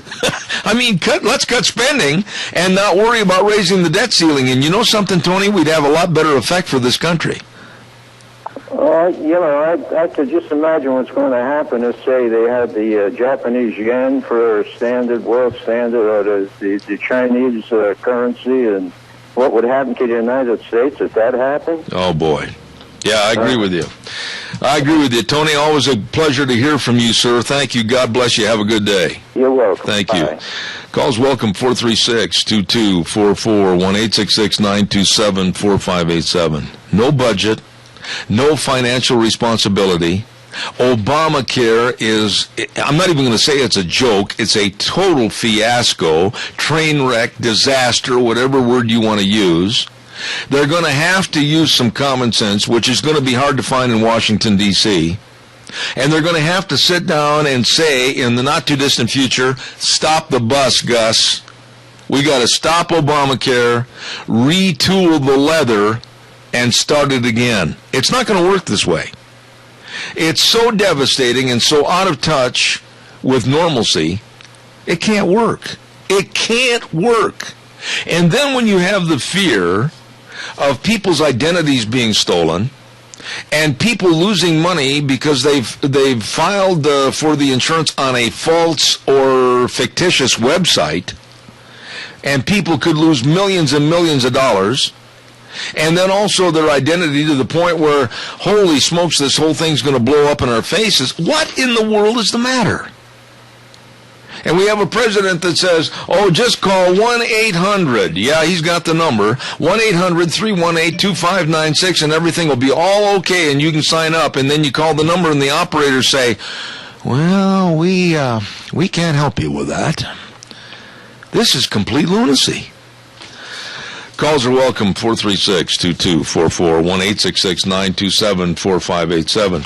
I just had a picture faxed to me and texted to me, and it's a picture of a train wreck, of a train going off the tracks with the word Obamacare on the front of it. Yes, very true.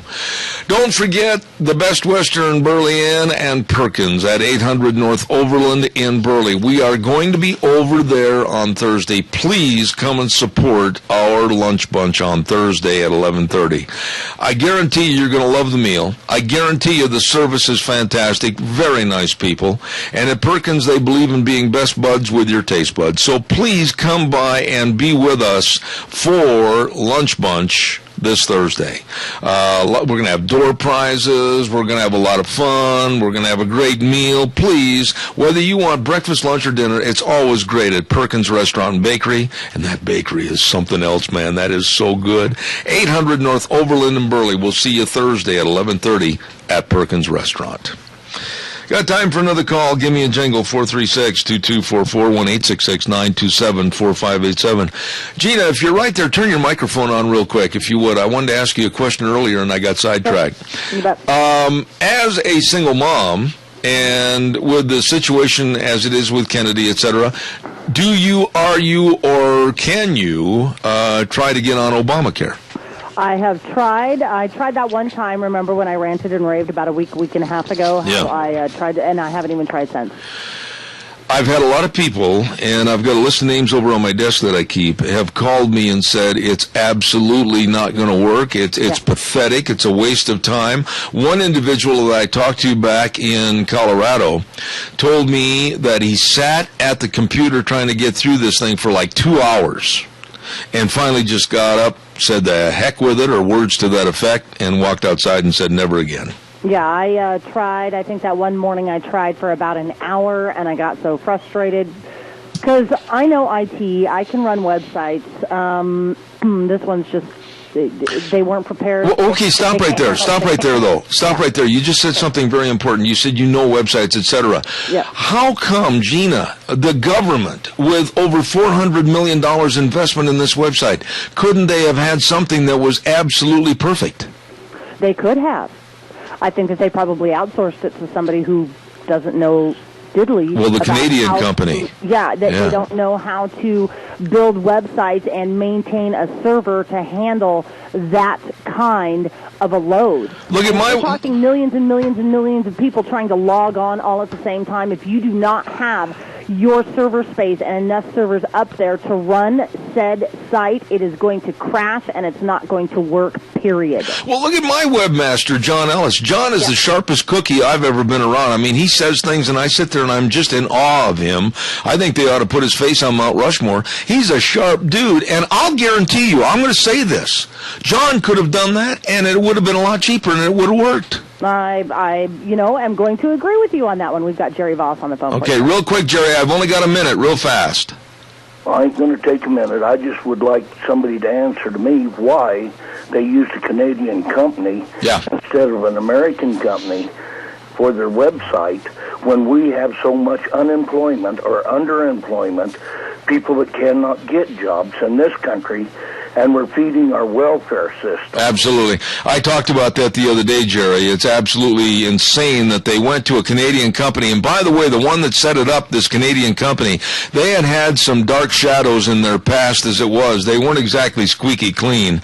And it shows with the mess they made out of this. Jerry, I got to run and get ready for the news. Thank you so much. I appreciate it. Thank you, Jerry. We're going to have a news update from ABC in just a few moments. And then after the news is over, my old buddy is back, Dr. History. I love Dr. History segments. And then at 10:30 this morning, we've got Joe Messina coming on the air. And we're going to talk similar topics that we talked to Christine Harbin a few minutes ago about the budget and about money and where the money's going, why it's being wasted, etc. All of that coming up in the next hour. Don't go away. Zeb at the Ranch. We'll see you in 6.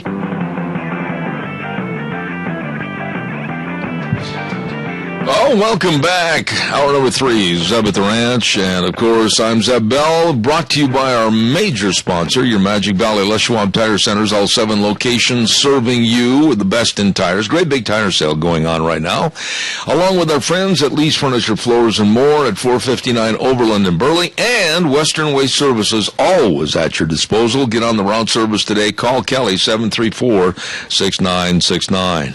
Oh, don't forget, I'll tell you what, big grand opening at Berry Equipment and Rental, 159 West Highway 30 in Burley tomorrow, October 23rd from 11 to 6. It's going to be wild. They're going to have a walker mower obstacle course race, and they're going to have bobcat demonstrations, coyote tractors over there, food by Duck Uglies, and they're going to give 10% off rentals, 10% off rentals tomorrow if you mention my name on this ad. That's a lot of money saving. And that's the grand opening at Berry Equipment and Rental tomorrow, Highway 30 in Burley. Berry Equipment and Rental. Don't miss it. Well, ladies and gentlemen, he stood on the bow of the ship, the British ship, in Chesapeake Bay as Francis Scott Key penned the national anthem. He stood on the parapets of the Alamo with Davy Crockett and Jim Bowie. And he stood between Hillary and Bill when they had their marital spats. Here now is Dr. History. Good morning, Zeb. I'll go a little ways with you on that, but not all the way. Chicken. I know. How you doing? I'm fantabulous. How are you? I'm doing great.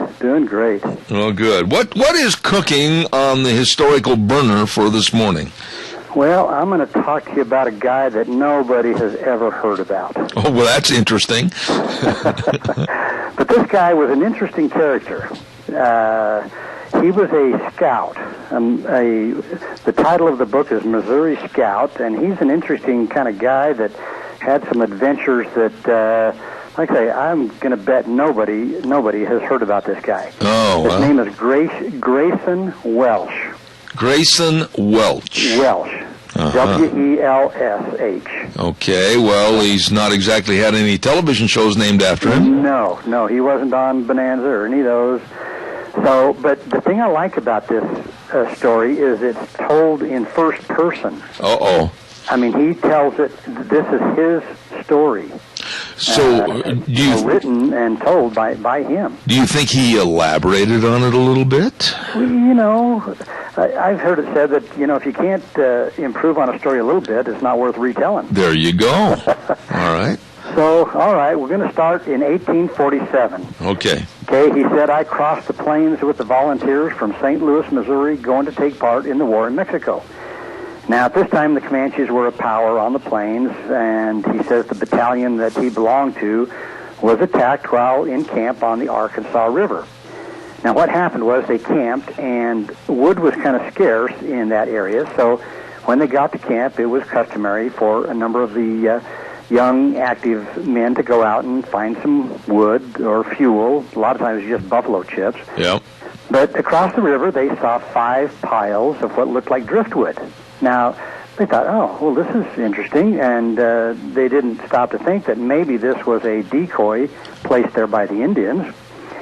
So 30 men started across the river, and suddenly about 25 mounted Comanches charged out, and using their long, sharp spears, they would run a man down and spear him, and out of the 30 men, they killed and scalped 20 of them. Oh, my goodness. I mean, just boom, boom. They were, you know, that quick. And the Indians took off with the scalps of their comrades. And this was his first experience with Indians. And he said it took him several days to get over the shock of this encounter. But that was his first encounter. And things actually turned a lot better later on as far as his outlook on the Indians. But anyway, after the war with Mexico was over, he stayed in that country for a while. He studied the Spanish language. He learned how to read and write Spanish, and actually, as a scout, he went on to act as an interpreter, sometimes for the cavalry or various people. But he kind of had an interesting upbringing. He'd been left an orphan at the age of 12. Mm-hmm. So he had no parents, no family. And so he pretty much went into the world alone, and that's how he ended up heading out west.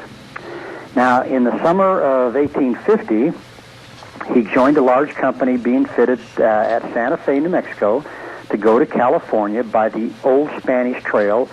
Now, just to give you a little geographical on this, the Santa Fe Trail started, of course, in Santa Fe, went up in the southwest corner of Colorado, up into Utah, and then from about St. George on up to Salt Lake, and then across to California. Oh, okay. So that's kind of the route that these guys were going to go. But they were going to take 6,000 head of sheep and 1,300 head of cattle. Now, the old mountaineers, mountain men, they said, you know, you're going to never get through Ute country with all these animals. He said, but beef and mutton were very scarce in the gold mines of California, and so the owners thought, you know, we'll take the chance. So now at this time, the Ute Nation extended really from settlements of New Mexico clear up into Utah. It was the Ute Indians had a huge area that they ran. Mm-hmm. But they had the Utes believed that they would recognize one another in the next world by their hair. Oh, really? Yeah, and so if they were scalped, they would be strangers to their own people. So they would run great risk to keep those killed in battle from falling into the hands of the enemy and being scalped. Mm-hmm. And I had never heard that before. But so anyway, they left Santa Fe, and they got up just into Colorado, up kind of into that Four Corners area, a river called the Dolores River. Mm-hmm. And have you heard of that, Zed? Well, I have. I'm still working on a new business the Indians should have started called Hair for Men, but that's another subject. Yeah, I don't know if there's any bald Ute Indians. That wouldn't have been good. But so here they are up into Colorado, and all of a sudden they're surrounded by 500 well-armed warriors. Okay, now there was only 50 of them. It doesn't sound like the odds were even. Not real good. No. And the chief sent word to these guys that his son had died, and he wanted one man as a sacrifice. And he said if we didn't give up a man, he would declare war, and we would all be killed. Oh, my goodness. So who's going to raise their hand? Yeah, who's going to volunteer, you know? Well, the captain, he considered this kind of an insult, and he sent word to the chief. He said that he had no men to give up voluntarily, but he said we've got plenty of men to fight with. So as they came near, 500 of these Indians on horseback, the captain, his name was O'Hagan, he called the chief to come forth and have a parley. So the chief and 5 head chiefs came out, and after a little while, and they had a parley, you know, where they sit down and discuss things. Yep. So they started out about 2 o'clock in the afternoon, and at last about dark, they decided on making peace, and 500 Indians came into their camp of 50 men. There was a lot of handshaking, exchanging of beads, paint, tobacco, articles, and in those days, according to him, it says, before the white men taught the Indians to lie, their word was sacred. Mm-hmm. So, you know, they agreed, and that was it. There was no going back on their word. So it ended in a friendly, no battle. So this guy talked the Indians, 500 strong, into not hurting anybody. Yes. That's a pretty good salesman. I could use him for my company. You know, Captain O'Hagan. That was his name. So anyway, they keep moving across Colorado up into Utah. So now we're in December of 1850, and they came inside of Salt Lake. And he says, as we were crossing a high mountain on a narrow trail, the ground gave way under me, and my mule and me, and we fell for almost a quarter of a mile. He said the mule was killed and both my legs were broken. Oh, my. So now, you know, we've talked about what happens when you get hurt out in the wilderness. A lot of times you just die. Yeah. But the men, his companions, were all sure that he'd die, so they didn't do much for him. Well, now, wait a minute. Did they leave him down the quarter-of-a-mile ravine or what? No, they went and got him. Yeah. The mule was dead, and so they probably had to get the gear off the mule. And so I guess so they brought him back up, and this is what I find interesting. He said, my legs were sticking through the flesh in several places. This isn't good. No, and again, we've talked before that, you know, wounds get infected so easily, whether it's a gunshot or a knife or whatever. Yeah. Now, listen to this. He says, but after they were set by 2 men holding me down and 2 more pulling my legs back in place, I seemed to get a little stronger. Well, do you think there, Gomer? I mean, you know, they set his legs, basically. 2 men up on his arms and 2 men on a man on each leg, and they just pulled him straight out. Holy smokes. He must have been like an accordion. Yeah, and tough, you know. But he said, my companions could not carry me with them any longer, so he said they left me with a band of Ute Indians. Uh-huh. And these Indians were kind of a nomad tribe, traveling most of the time, and he said I couldn't ride, so they made a frame. And I'm not sure if it's a travois that they pulled behind, or he doesn't say. Yeah, I'm sure it probably was like that. Yeah. When you're on one of those things, you never want to look up because you're looking right up. Never mind. Okay, we'll move ahead. Anyway, he says they were very kind to me. They doctored him with herbs and Indian medicine. And he says, I believe that if I had stayed with my original party, I would have died for sure. Really? Yeah. And so the Indians, he said, were very good doctors. Now, this is, I find interesting, too. They fed me nothing for weeks on end, and I got support. I was just a skeleton. But he made the comment, he says, I'd seen wild animals get hurt and hide for days without food or drink and come out just fine.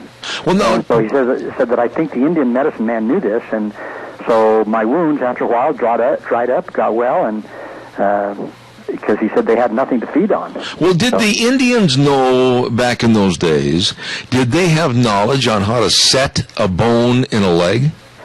You know, that's a good question, and I have no idea. I have never read anything that says that Indians knew how to set bones. Oh. But I don't know why they would not have tried it. You know, traction a leg, traction an arm. Yeah. Because obviously they had broken bones. Yeah. But anyway, he said after I could hop around a little, the Indians took me into the high mountains, and there were white people that came in to trade with them, and the Utes lived in the beautiful mountains in the summer, and Then in the winter, they went to a place called the Sanpete Valley. And while in the Sanpete Valley with some white traders, he says, I saw a band of Indians with 2 white women captured when they were little girls. And they couldn't speak any English, but they were real dark from, of course, living outdoors. And he went close to one of the little gals and could see that she was blind. Well, the storekeeper said that those same Indians came every winter, and an old Indian had told him that this young girl had tried to escape, and so the Indians had blinded her so that she wouldn't try to escape again. Oh, my goodness. So they had these 2 white women, but anyway, he says, I felt sorry for the girls, so he had an interpreter ask them if they would like to come back and live with the white people. Mm-hmm. And basically they had tears come down their eyes, but they said not a word, and they turned and left with the Indians, and he said it made me sad to see them go back to the high mountains and live forever with the Indians. And, there's no record of who they were or, where they came from or anything like that. Well, wouldn't I have a question again for you, always omnipotent overseer of information? Wouldn't that little girl have become a detriment to the Indians, slowing them down and everything? They'd have to care for her because they'd put her eyes out. I'm surprised they kept her with them. Well, yeah, most of the time they were kept kind of as servants, and sometimes they would marry some of the Indian men. Yeah. But they said that, that after they blinded her, she would basically just have to follow by sound. Oh, my goodness. It had to be pretty miserable for her. Absolutely, yeah. So, but anyway, at this time there was an old storekeeper, a guy by the name of Mr. Hampton, and he contracted with this guy with Welch to take a group of people and go down into Mexico. And he was interested in putting up some trading posts in that part of the country. Well, now, did Welch, you didn't tell me, did he get back his ability to walk and everything? Oh, yeah, he healed up and was just fine. Wow. So, like I said, this Mr. Hampton, excuse me, he contracted to go down into Mexico, and like I say, he wanted to put in some trading posts in that part of the country, and so they started out from Sanpete Valley up there in Utah with 6 men and saddle and pack animals, and they went down through Kanab, Utah, crossed into Arizona, and this place had not been explored hardly at all down through there, down through the Colorado, anyway, so he explored and took notes, wrote things down, wrote down everything he saw. That's why I find this story interesting, because I feel like it's pretty accurate and first person.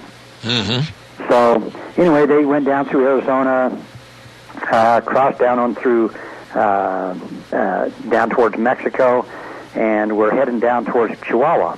But anyway, he said we had one span of pack mules who were determined they wanted to go back to Utah. So I've never worked with mules, so I can't quite relate to this, but he said even when we hobbled them, they would travel 15 or 20 miles in a night. And he said we tried in many ways to hamper them. They'd side hobble, cross hobble, and I'm not familiar enough to know what the hobbles, to know what side hobble and cross hobble means. I assume that means the 2 front feet or the 2 back feet. Yeah, and crossways, yeah. So anyway, he said this didn't work, and so they did something interesting. They tied them to one another's tails. So they would circle around a while and then fill up on grass and lay down. Really?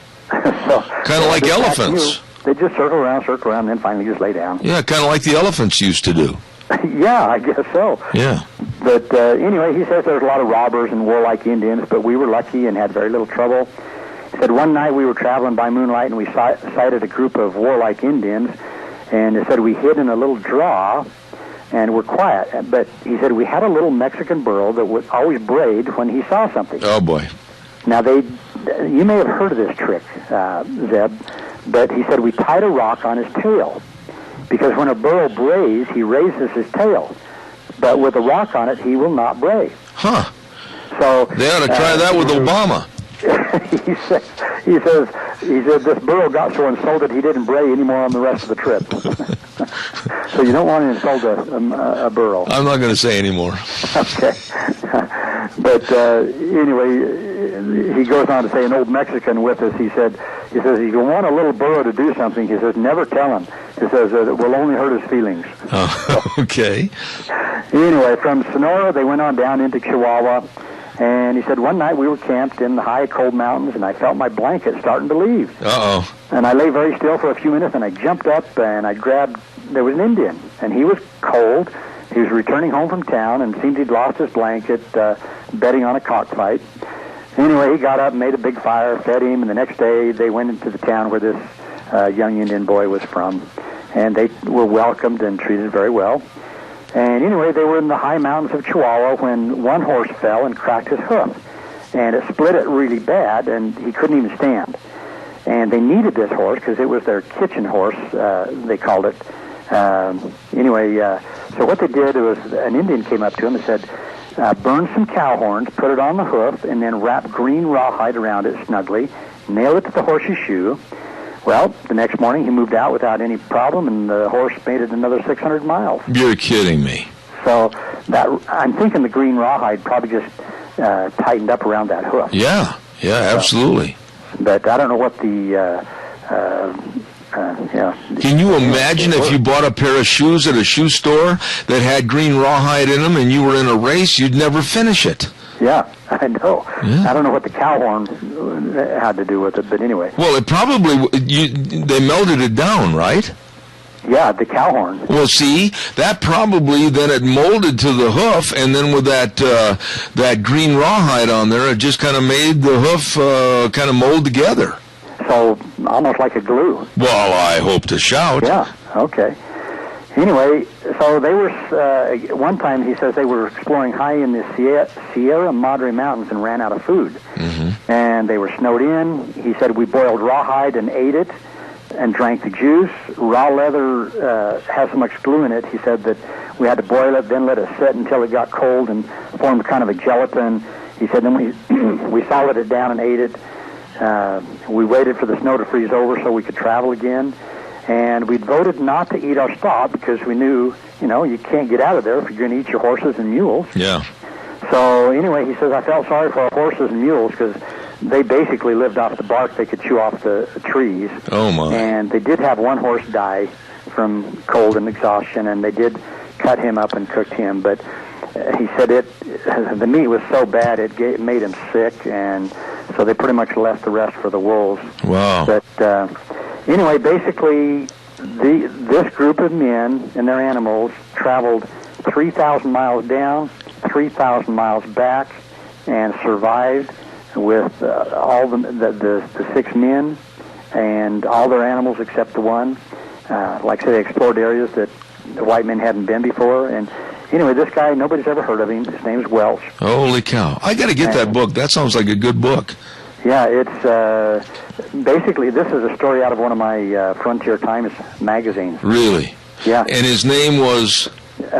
Grayson Welch. Grayson Welch. And the story says taken from the journal of Grayson Welch. I'll be darned. I'm assuming there must be a book out there that probably goes into a lot more detail about this guy.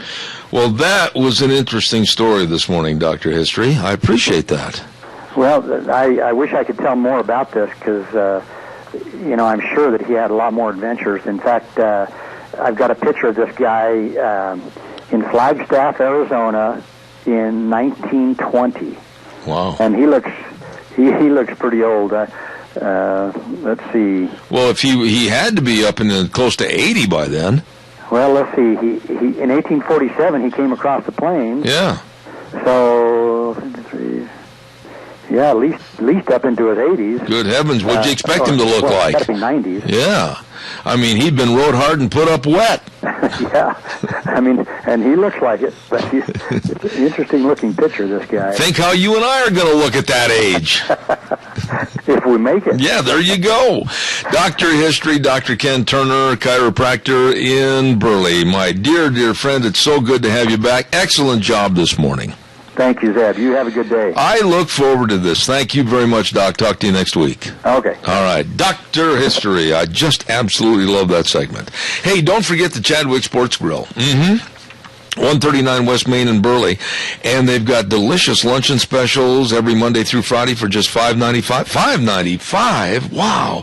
And senior citizen dinner specials Monday through Thursday from 4 to 6 p.m. $5.95. And today they've got chicken parmesan with mashed potatoes, veggies, and super salad, and it's always great. The food is wonderful. The people are friendly. You're going to love it. The Chadwick Sports Grill, 139 West Main in Burley. Oh, don't forget the big drawing for cow pies and coffee cups. The grand prize winner will be this Thursday, and we want to especially thank our grand prize donors, and that's, of course, Tires West, Les Schwab. Randy and the crew are donating a set of car tires. Woo! Appreciate that. And also a $50 gift certificate from the Drift Inn, 545 F Street in Rupert. Great place to go eat. What a grand prize. Car tires, great certificate to go eat. And we thank Tires West, Les Schwab, and Drift Inn. It's going to be fantastic, and the drawing is going to be this Thursday. Don't you miss it. Outstanding. We're going to be back with Joe Messina on our program for the last half hour in just a few moments, but right now we'll send it back to our main studios. We'll be back in about 3 minutes. And now, back to Zeb at the Ranch on AM 1230 KVAR. To reach Zeb, call 436-2244 or toll free 1-866-927-4587. And now, here is Zeb Bell. Oh, thank you very much, sir. Appreciate it. And don't forget the great big grand opening of Berry Equipment and Rental, 159 West Highway 30 in Burley tomorrow. It's going to be amazing fun for everybody from 11 to 6. They're going to have Bobcat demonstrations, Coyote tractors, and a Walker Moore obstacle course. That's going to be ripping fun. And food by Duck Uglies. It's going to be fantastic. And here's something else, too, folks. For the big grand opening of Berry Equipment and Rental, if you go on in there and tell them you heard me talking about them on the radio, you get 10% off on your rentals tomorrow. Hey, that saves you a lot of money. Berry Equipment and Rental. Grand opening tomorrow right there on Highway 30 in Burley. Don't you miss it tomorrow. Okay? Right now, let's go to the phone lines, and we have with us a gentleman that we haven't had on the program as of late, and I'm anxious to hear from him again, Mr. Joe Messina. Joe, how you doing with the real side this morning? Great, and thanks for having me on today. I appreciate it. Well, I tell you what, Joe, I think you've got some of the same thoughts I've got. We are in a mess right now that doesn't look like it's going to get any better or have any opportunity to get better for the American public. It's only going to get worse. It's a laughable situation. It makes us look like clowns looking for a circus around the rest of the world, and that's the implementation of Obamacare. Implementation? You mean the disaster? Implementation would denote that there was actually something that you could make happen. But think about this: we've had millions of people hit that website, millions of people try to sign up, and I think my understanding is the last number was there were 51,000 people that were registered with, not even signed up with. The numbers are in the low thousands of people who've actually been able to get some kind of confirmation that they were signed up for Obamacare at this particular point in time. And these are the guys that not only want to implement health care, they want to manage it. They've had 3.5 years to manage a website. They can't. How many websites do you go on that you can't, that they make it impossible to take your money, make it impossible to get you to sign up? Joe, and interestingly enough, I had a report sent to me this morning. I understand that John McAfee was on Cavuto's program on Fox the other day, and he was saying, and John McAfee owns McAfee Incorporated, he said this is really serious because not only are there hackers setting up and taking information on private names and stealing identities, but he said also some are setting up false websites so that people think they signed up for Obamacare, and they're sending their money to the wrong sources. This whole thing is going to be an incompetent bozo mess. Yeah, and it's funny, and I've been in, my previous life I was in the technology world and the websites and that kind of thing. The technology they're building on is a little over 8 years old. And I think we've heard as young as 6, but it's a little over 8 years old. And if you think about it, most people today on their computers have Windows 7, which is about 3 or 4 years old right now. And Windows XP, they're not even supporting anymore because they can't because of security issues, and that is almost 8 years old. So what does that tell you? You've got an old piece of equipment. They didn't see the need. Do you know that this originally started off as a $90 million project? Oh, my. We're close to $600 million. And here, you really want to frost your behind? They're sending that money to Canada. Yeah, yeah. Why? Joe, right there, stop. Because why Canada? Why a web producer that has had a little bit of a shaky and shady past? Why? Did somebody strong-arm them under the table? I mean, why did they pick this company? Well, you see, here's what happens when you run for office. When you have all these checks coming in from a particular company north of the border, and they do website design, they do technology solutions, well, when you have to go out for the big job, who are you going to look at first? Yeah. Who are you going to reach out to and pull in? And that's exactly what happened here. There are a lot of major contributors that either have stock in, own, or manage that company that got that job. Yeah, again, 3.5 years to implement. You know, the real way to do this would have been to put it out to a lot of major companies.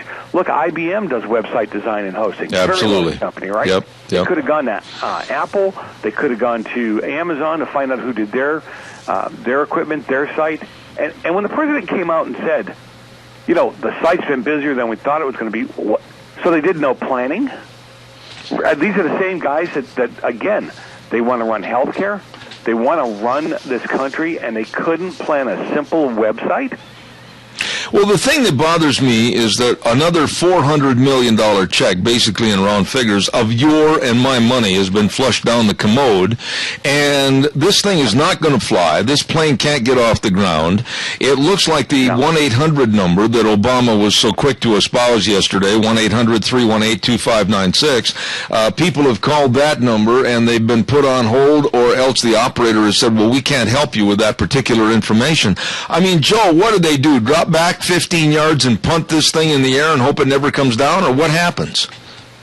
Well, you know what they say, pride comes before a fall, right? Amen. There's no way that these guys are going to pull totally back and start all over again, because that would be admitting that the Republicans, that conservatives were right when they said this is not ready for prime time. So he's not going to do that. You know, the sneaky little thing about websites is that the architecture behind it can be totally changed without changing the skin on the front. We may never know that they've gone in there and totally rewritten the back, which is what they're going to end up having to do. The code is the code, as they say, is so bad on this site that there's no patching it. They're going to have to rewrite it from behind, and they're going to be dancing through this over the next few months. There's no way to fix this overnight. You know, let me ask you something, Joe, and I respect your opinion, and you've been on this program before. Why can't or why haven't the American public been able to see through the false front building that is Obama's administration and really see him for what he really is, an amateur with no ability whatsoever? You know, I talk about this all the time, and here's the problem. When you've got over 50% of the people in this country that are dependent for the government in some way, shape, manner, or form. Now, I don't want to take anything away from our vets. I don't want to take anything away from the people that have actually, you know, they've worked for some of the benefits they get. But when you're in that polling booth and you've got a check in one hand, a government check in one hand, and a ballot in the other hand, are you really going to check the box for the guy who may take the check out of your hand? We've become so dependent on government, we forgot what it was like just hard work, nose to the grindstone, get the job done, and you'll be successful in this country. The government now, you know, the uninformed voter, if you would, the government now has got us believing that we need them to survive. It is so bad out there that we need mommy and daddy to do anything. With an approval rating, a couple of weeks ago it was down to 37%. Quite frankly, I said it should have been at 17. This man has absolutely dropped the ball for the last 5 years. But yet, you still have the dyed-in-the-wool Democrats and the supporters that are going to take him all the way to the brink. They're going to stand behind him. This country can't take another 2 or 3 years with this increased debt ceiling going possibly over $20 trillion. I don't understand how he has any support for these programs whatsoever. Well, you know, we keep talking about the other side, but look what the Republicans did to us a week ago. True. There is no leadership on the conservative Republican side, no hardcore leadership. He doesn't really have to do anything. He comes out on stage, he parades the people that he knows the American public want to see. His core team no matter how irritated they get with him, they still stand behind him. He's got a nice smile. He speaks well. He makes you feel like he cares about you. All these things are what the uninformed American voter is now subscribing to. But look at him. He really wants to help people who don't have health care. He really wants to help young people who have high bills coming into college or as they leave college and no jobs. This is what he's selling. And the Republicans have done really, let's be honest about it, they've done absolutely nothing to combat that. We should have a rebuttal channel. And every time he comes out and gives a speech, we should come up with fact, not emotion, simply fact. Lay out the fact of what he just said and why it's not true. Joe, when you cover all these other stories like I do on my program, and you look at all the little plays, the stage plays going on, whether it's Benghazi, whether it's the IRS scandal, whether it's the First Amendment scandal, whether it's Fast and Furious, whatever it is, there is always something negative going on with this administration that now has been overshadowed with this debt ceiling and the crunch of the shutdown and everything. This man, Obama, is better at hiding behind so-called scandals than anybody I've ever seen in history. Well, they have spun this to people like you and me, and they have said, the right-wing conservative spokeholes, the guys out there on the radio screaming the Republican mantra. So every one of us is telling people what's going wrong in government, and the problem with that is truly, we all sound like we're just down on Obama, down on the administration, and we're going to hit them no matter where, no matter what they're doing and where we can find them. Mm-hmm. And that's fine, but we've got to follow that message through. Like you just said a minute ago, we're dealing with all kinds of issues. I think as a group of us should take certain issues on and just stay on them, like a bulldog with a bone. Just stay on that issue till we get movement on it. It's real, it is. It's real hard to fight all these issues at one time. But what about the Constitution? I'm going to go back to that one word of that one premier being for our country. It's being abused, it's being tattered, it's being thrown under our feet. This man doesn't care about the Constitution. Can we, as a country that cherishes the best Constitution ever written, last for the tenure of this man's term until 2016?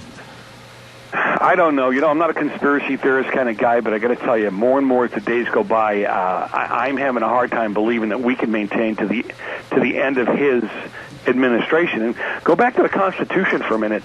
Do you know that in a recent poll about 6 or 8 weeks ago, there was a poll out that said a large majority of Americans believe that the Constitution was outdated.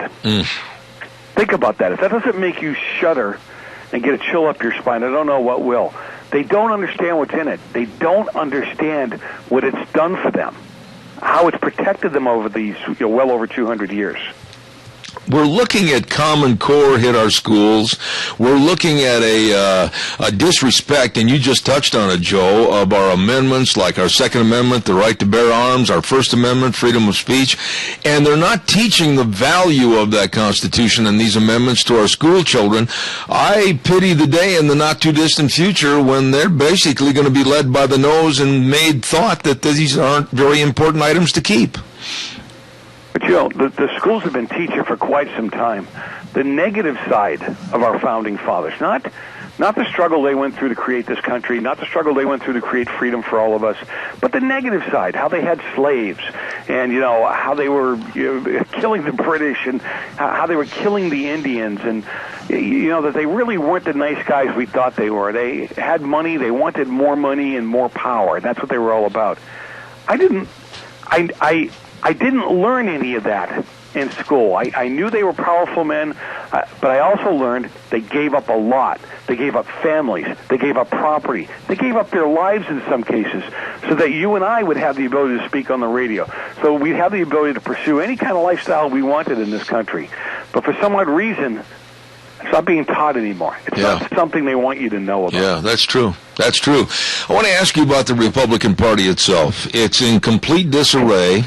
I, for one, and maybe you might take issue with my stand on this, and feel free to do so, but I, for one, applauded Ted Cruz for having the backbone. There's another word I wanted to use, but I can't. The backbone to stand up and say what he thought about the shutdown. And a lot of Republicans like John McCain and Lindsey Graham, they were also Rands. What are your thoughts? Can the Republican Party put itself back together in time to maybe do something in 2014? Yeah, I don't know if they can put themselves together in time. Here's my thought. I applaud Ted Cruz for actually doing something. Yeah. Now, whether he went about it the way I would have or not doesn't really matter. But he got up and he actually did something and followed through on it. We have no end. We have no plan. As Republicans, the leadership has no end game plan. When they went into quote unquote shutting down the government, have you heard any one of them say the end result was we wanted A, B, and C, and we got A, or we wanted A, B, and C, and we got A and B? They can't say that because they had no plan. They went charging in there without true leadership, and until the Republican Party comes up with true leadership, lays the plan out, just like Gingrich did, now 20 years ago or so? Here's what we're going to do. Here's how we want to do it. Here's how we're going to make it happen. Until that happens, our what may happen in West of 2014 is pretty shaky right now. That's my personal opinion. And Joe, I know you study this, but what about the resurgence of the Tea Party? Will they ever in the future have the power they had 4 or 5 years ago as compared to where they are today? Well, again, call the Republicans to task. 4 or 5 years ago, they had the Republicans, or a lot of Republicans who were behind them and supporting them. Now you've got a split in the Republican Party, where as far as the Tea Party goes, they want to get as far away from them as possible because they found out that these Tea Party people will hold your feet to the fire, will hold you accountable. I think the majority of our politicians, no matter what side of the aisle they're on, they're not used to being held accountable. To me, that's the big part of what the Tea Party does. Will they regain their strength? I don't think they really ever lost their strength. I think they did exactly how government's supposed to work. You get involved and engaged, and you get the right people in place, and then you back off and let them do their job. If they don't do their job, you come back into the mix and you fire them, and you get the right people elected to those positions. Joe, I really appreciate having you on the program this morning, and I hope you'll come back in the future. Joe Messina, thank you very much. Lively conversation. You're always welcome, my friend. God bless. Well, always a pleasure to be on, and God bless you, too. Thank you, sir. Appreciate it very much. Interesting man, Joe Messina, and I appreciate it. He has a website called The Real Side with Joe Messina, and appreciate him being here. He says not the right side, not the wrong side, but the real side, and has a real good outlook on politics and what's happening in this country. Time for a weather update. I've got to get that in real quick, and the weather update this hour is brought to you by Lennox Home Comfort Systems, gas furnaces, air conditioners, and heat pumps. Brought to you by Ramsey Heating and Electric at 2600 Overland Avenue in Burley. Here's Michael Rogers with the weather. Hi, everybody. Michael Rogers from MichaelRogersWeather.com. Another day of a lot of sun, very little clouds, and temperatures in the 60s. How about that? Short and sweet. It's going to be like this all the way to Wednesday next week. Enjoy the weather. See what weather you got. Thank you, Michael. Brought to you by Lennox Home Comfort Systems, gas furnaces, air conditioners, and heat pumps from Ramsey Heating and Electric, 2600 Overland Avenue in Burley, 678-0459. Oh, Gina Jameson over at our main studios. Should we tell everybody what's going to happen tomorrow? Yeah, probably oughta. I'm not going to be here. I know it.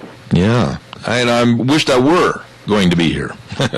I'm sure you do. I don't want to be where I've got to be. I've got to go to the University of Utah tomorrow, medical center, and have a bunch of tests done and everything on my leg. And so we're going to be taking off and going down there, and you and Sharon Hardy Mills are going to do the program for me. Yes, we are, and so we've got a full slate of stuff already planned out. Yeah, I'll bet you do. And let me know if I'm still employed by my own show that pays the bills when I get home. I will. Of course, you will be back on Thursday, and of course we've got the lunch bunch on Thursday, plus you're going to be giving away that set of 4 tires. Yeah, I want to say thanks to all the people all of my sponsors and advertisers that jumped in and donated some really, really nice prizes. And the grand prize, of course, being given this week, a set of car tires from Tires West, Magic Valley. Appreciate everything they've done with all the Les Schwab tires, but particularly Randy over at Tires West, Les Schwab and Burley. And a set of car tires, and then, of course, the Drift Inn giving us a gift certificate for $50 for the dinner to go along with the grand prize of the car tires. And the big drawing is going to be on Thursday morning, and about this time, actually, before we go to lunch punch at 11:30. Okay, now people still can sign up for Cow Pies and Coffee Cups. All they have to do is get onto your website, zebbell.com. Yep. Go down and click on the Cow Pies and Coffee Cups link, and then they can fill out all of the information there. Absolutely. You did that very well. And if it weren't for you and the Facebook and everything else, I really appreciate everything you do and the interest that you put into it. So thank you very much. You are welcome. We still got time for some more callers. I've got a little note here. I got to read this to you. You'll find this kind of cute because you're a football fan, okay? Okay. I just received word that the Washington Redskins are changing their name because of all the negativity, the shame, the humiliation, the dissent, the polarity, the adversity, the defiance, the hatred, the animosity, the contempt, discrimination, division, violence, counterproductivity, ill spirit, ungodliness, and hostility associated with their name. So from now on, they will be simply known as the Redskins. Okay. You didn't get it. No, I didn't. Washington Redskins. So they're just going to drop the Washington part? Yeah, because of the dissent, the polarity, the counterproductivity. Yes. It went right over your hat. Yeah, well, it's kind of been one of those days. Besides that, I haven't had any breakfast, so a lot of things are going to go over my head. Oh, my gosh. Do I have to make a plea that somebody please bring you something to eat this morning? Oh, yeah. Actually, my brother came in, and I made a nice big old pot roast last night. Oh, please. Yes. You made a big old pot roast last night? Oh, yeah, crock pot. Your brother should weigh 649 pounds. He should, but he doesn't. He'd take a bath in a shotgun barrel. But he actually brought in some lunch today, so as soon as I'm done here, I'm going to go feed my face. Doesn't this frustrate you, though, as a young mom, single mom, and everything?